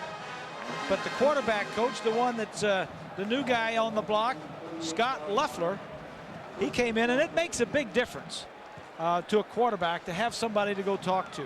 Scott Leffler, a quarterback here, went off to Central Michigan, has just come back this year, and I think it's helped the play of John Navarre to have a guy that he can go and talk to in a quarterback coach. Perry's got 111 yards. He still has 111 yards. It's a career high in rushing for him, though, as we will work our way inside 4 minutes. Bob, I took the time to ask Rick Neuheisel about the difference in having a offensive coordinator and a quarterback coach. And he said, you know, the great thing about having a coordinator who is not your quarterback coach is that you don't always get inside the head of that quarterback about every little thing. The coordinator can concentrate on the passing game. That quarterback coach concentrates on the technique. He says the downside of it sometimes is that, well, if the offensive coordinator is a coordinator, he's thinking pass all the time. That's true. Rick was never a coordinator. Was a quarterback coach, and a good one, though. Askew fumbled the ball, but he's out of bounds at the 36-yard line. Well, the other thing, too, is if your coordinator has never played the position. Right. I mean, how can you coach a guy that if you never played the position? And Scott Leffler coming in, he knows what the quarterbacks go through. And Terry Malone has said, you know what, I've been an offensive line coach my whole life, and, you know, I know if the pass is completed or not, but I can't coach a quarterback. And I'm sure, you know, Terry and Scott Leffler are both in the booth. So I'm sure that Malone is asking Leffler, say, all right, give us a good pass here. I want to call a good pass. Let's see what he calls. Third down, Navarre, and that's a good call. It's a great catch by Butler, and the Butler does it inside the 20. John Navarre has played a great game, and that was a great throw right there. Gutsy. You've got to pick up this first down, and he's not open that far. He drops back. And, you know, you got to have this ball right on line. Wow. Look at this. That's perfect. I mean, that's a game breaker right there. I mean, they've got 3 minutes left to play. And Grease, that is the 4th key catch on 3rd down by Tyrese Butler. So give him a little bit of credit too. 5 for 77, none bigger than that one. First down, Michigan. Inside the Washington 20, back to Perry they go.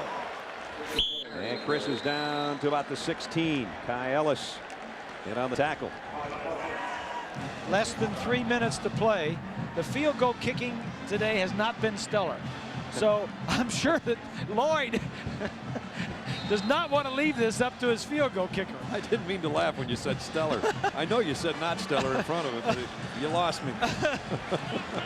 Second down. A long handoff to Perry. Weaving his way back inside. He might have a first down, very close to it inside the 10-yard line. Evan Benjamin made the tackle, but Chris Perry with his best day ever for the Wolverines. Well, he's going behind the right side. That's Pape over there and Petrozello. A good tough running. This has been a hard-hitting, tough game. You know, we were talking to Bo Schembechler the other day, and he says, I want to get the toughness back in these guys. He says that we've heard this Michigan team is talented, but they're not tough. I talked to him on Monday, he said, be tough. I bet he's loving it right now. Oh, yeah. And tripping and falling on his own. And that was 3rd down and short. And now might have a timeout to think this thing over. Missed field goals today of 36 and 42. It is 4th down when we come back with 1:29 to play.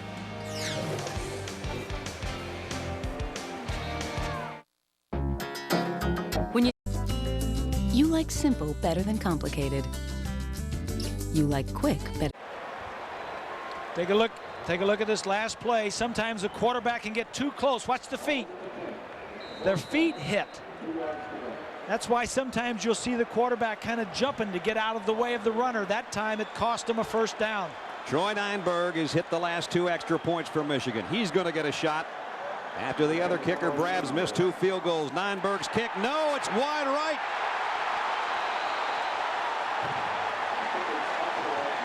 We asked Lloyd Carr the other day if it comes down to a kick, you don't have Hayden Epstein anymore. And he looked at me and he said, if it comes down to a kick, we're going to have enough confidence that our kicker can hit it. But they've missed 3, and that might have been the one that will cost him the ball game.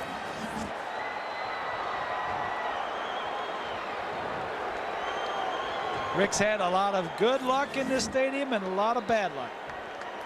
There's Brabs, who missed a couple earlier in the game. Nienberg just missed that one. So Michigan's come up empty from 42, 36, and 27 yards on field goal attempts.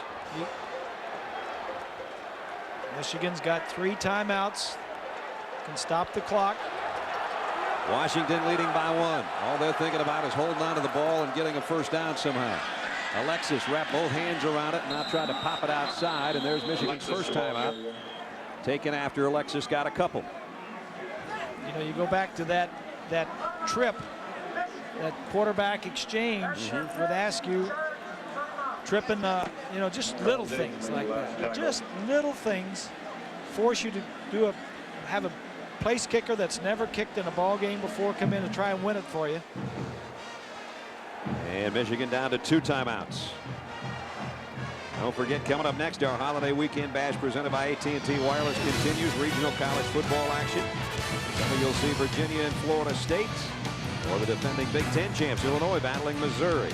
ABC Sports, the class of college football.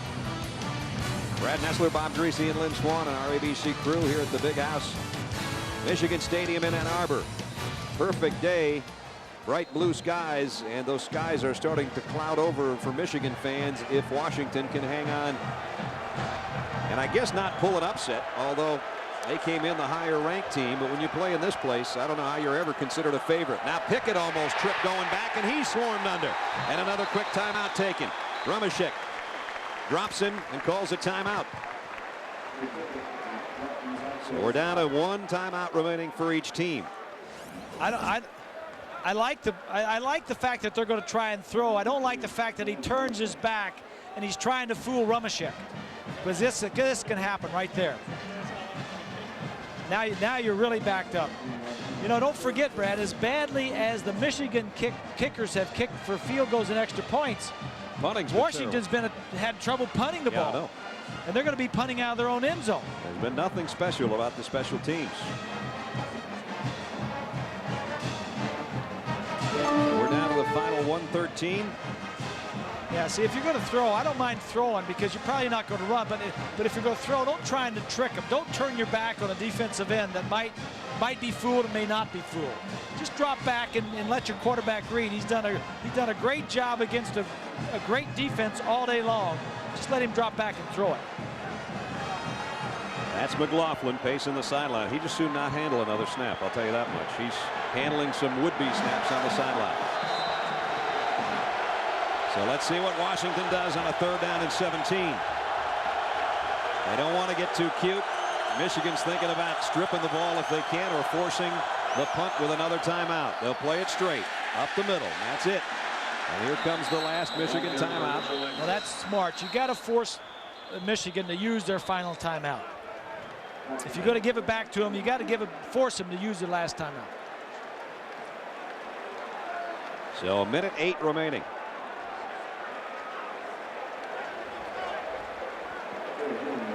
I want to thank all the folks who helped bring you the ball game today. Our director of production is Mark Loomis. Our statistician, as always, Pat McGrath. Our spotter, Clint Deans. John Gloob is our computer operator. Computer stats, Andre Dawson. Ross Malloy and Tommy Hall, our assistants to the producer. Joe Caracone's our technical manager. Our production manager is Mike Heskett. Eric Postman's our associate producer. Our associate director, Steve Fennick. Randy Hargrove is our technical director. Steve Bime, our director today. Game's been produced by Bruce Clark. Coordinating producers, Bob Goodrich. Our senior producer of ABC Sports is Bob Times. And the executive producer of ABC Sports is Howard Katz. We are down to 68 seconds left in a big football game, and it is still August. The last punt for McLaughlin went 20 yards when he had to run it a bit before he tried the soccer-style boot. He needs a clean snap. He hasn't had one all day. Gets one there. They were coming after him, and the punt is a knuckleball. Michigan's going to have it very close to midfield, although it takes a Husky bounce down to about the 41-yard line. 44-yard kick. It wasn't pretty, but it was effective. He got it out of there. That's the thing. 57 seconds left. No timeouts. Now, how would you like to be the Michigan field goal kicker on the sideline? Either one of them. I don't know. I'd pass, I think. You got it out, and that's all we want. McLaughlin is a good kicker. There's on the other side that's some of the other kickers. Now that punt didn't go very far, but watch the bounce. 5, 10, 15, almost 20. That's when the ball's bouncing your way at the 42-yard line. Only 27 seconds taken off the clock by the Huskies on that last possession. Navarre comes up throwing and got it out complete midfield to Butler and out of bounds. Remember, Butler's the guy that got him down close. He's had some big catches today. 2-minute offense. You work on this all the time. The things you want to do is, if you can throw the down and outs and get out of bounds, that's fine. If you have to throw it down the middle of the field, you got to throw it for a first down, which stops the clock, allows you to get up and then down it real quickly. Michigan at least 30 yards away from giving a field goal kicker an opportunity, you would think. Ball batted at the line of scrimmage, incomplete.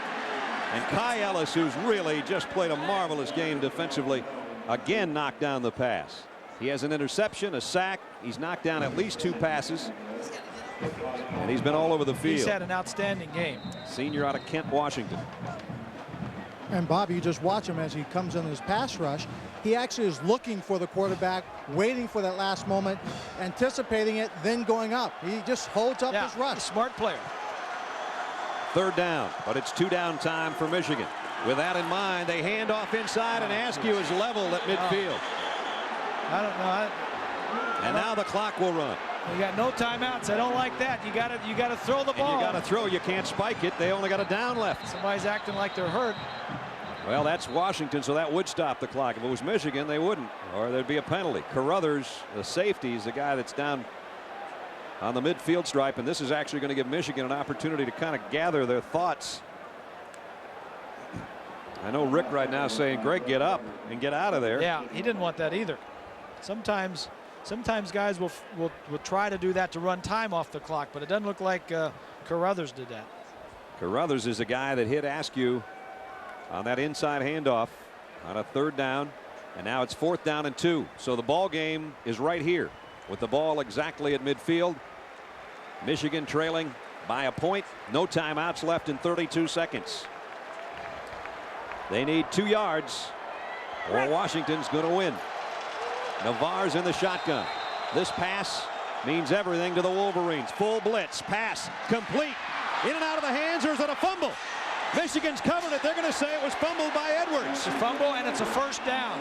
1st down, Tyrese Butler, who got over there and covered his teammate's fumble. Clock stops. They move the chains. 26 seconds. Do you believe that play? 4 wideouts for Navarre. Still out of timeouts, but getting closer. Navarre to throw. Steps up in the pocket. Going deep. Lays it out there and overshot everybody. Tyrese Butler was the intended receiver. Had single coverage. If he would have been a little bit shorter, Butler would have had a play on the ball. Rock Alexander was covering, and we're down to 17 seconds left. Watch the play now. The throw is to Braylon Edwards. There's possession. There's the hit by Massey, and that is a fumble. And here comes Butler, and you talk about being smart and being awake.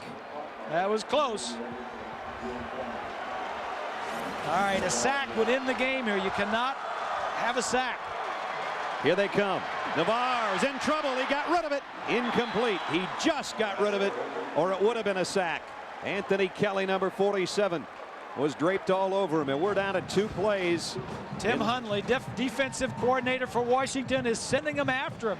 They were dropping back in zones that time. They were putting pressure on Navarre. And they're doing a good job, Bob, of staying in their lanes and totally collapsing their pocket. Here's where a defensive line, when they're putting the pressure on the quarterback, have to play as a unit. Nobody's got to freelance. Just collapse their pocket, make it tough on the quarterback. If they throw a quick out here, and now Washington's going to take a timeout. 12 seconds, so everybody can gather their thoughts. As Lloyd Carr looks up at the scoreboard and the clock. And in recognition of their efforts, Chevrolet will make a $1,000 contribution to each university's general scholarship fund. And might I add, it could have easily been a Marlon Jackson. It could have easily been a Kai Ellis. There were a lot of guys who played brilliantly today. Cody Pickett. Yep. Had a great day. And who knows, John Navarre might come up with one more big pass right here to make himself look pretty good. Yeah. Well, Robert, it's down to 12 seconds. The timeouts are over. If you get a deep out, let's say you pick up 12 or 15 yards, it's going to take about 7 seconds, and you would at least give your field goal kicker, though they haven't been good, a long crack. Or what do you do here? Well, like you say, you got time for 2 plays. If you complete something in the middle of the field, it's going to take it down to about 7 or 6 seconds, and you get up there, you can down the ball, and then you got one more play, whether it's a field goal or what. But the real costly play was the 3rd down play, the 3rd down run.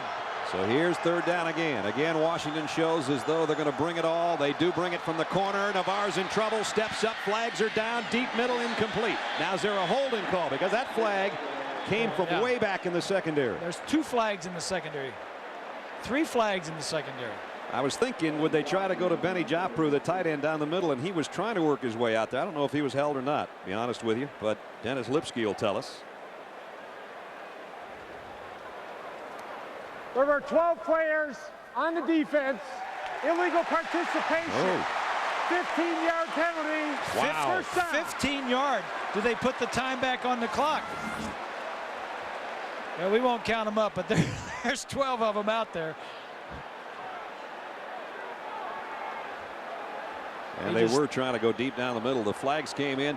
And Navarre already had his offense wisely at the line of scrimmage. He was ready to snap it and down it right there. He forgot about they have to walk off 15 now. Now how long is the field goal? It's about 44 right now. 27 and 17 would be 44 yards. With 6 seconds left. He's going to try a quick out up the top of the screen. No, he's just going to spike it. Yeah, stop the clock. Okay, well, it all comes down to guys that haven't played. Isn't that amazing? Philip Brabs has missed from 36 and 42. And he gets a hug from one of his wide receivers there. Ronald Bellamy just kind of gave him a pat and said, hey, don't worry about the first two. It's the third time that's a charm. 5 seconds left in the football game. If he misses it, 9th-ranked Washington gets out of the big house with a big win. If he hits it, he is a hero in Michigan for years to come. Brabs from 44 for the Michigan win. Kick on the way. He might have it. He's got it. Michigan wins.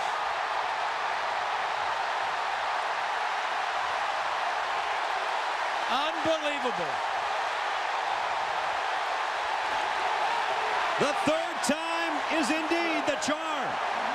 Somewhere in that mass of Wolverine is Philip Brabs, a junior out of Midland, Michigan, who's become a cult hero in Ann Arbor in 5 seconds.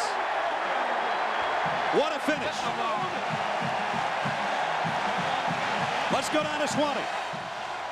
Lloyd, I would gather you're going to look at this tape. You're going to find a lot of things you want to correct, but the final line is you dodged a bullet and your kicker came through. Len, this is a special group of kids, and all the credit is to them. And if you know what a kid went through missing 2 field goals and coming back on there at the end, I mean, this is what football, the dreams that every kid has of making a play in the last period of the game. But I'm proud of this football team, I'll tell you that. Before you got down for the field goal kick, had you already decided which guy was going to get the opportunity to kick? Well, I figured it was going to be a long field goal, and Philip Brabs is the best long field goal kicker we got.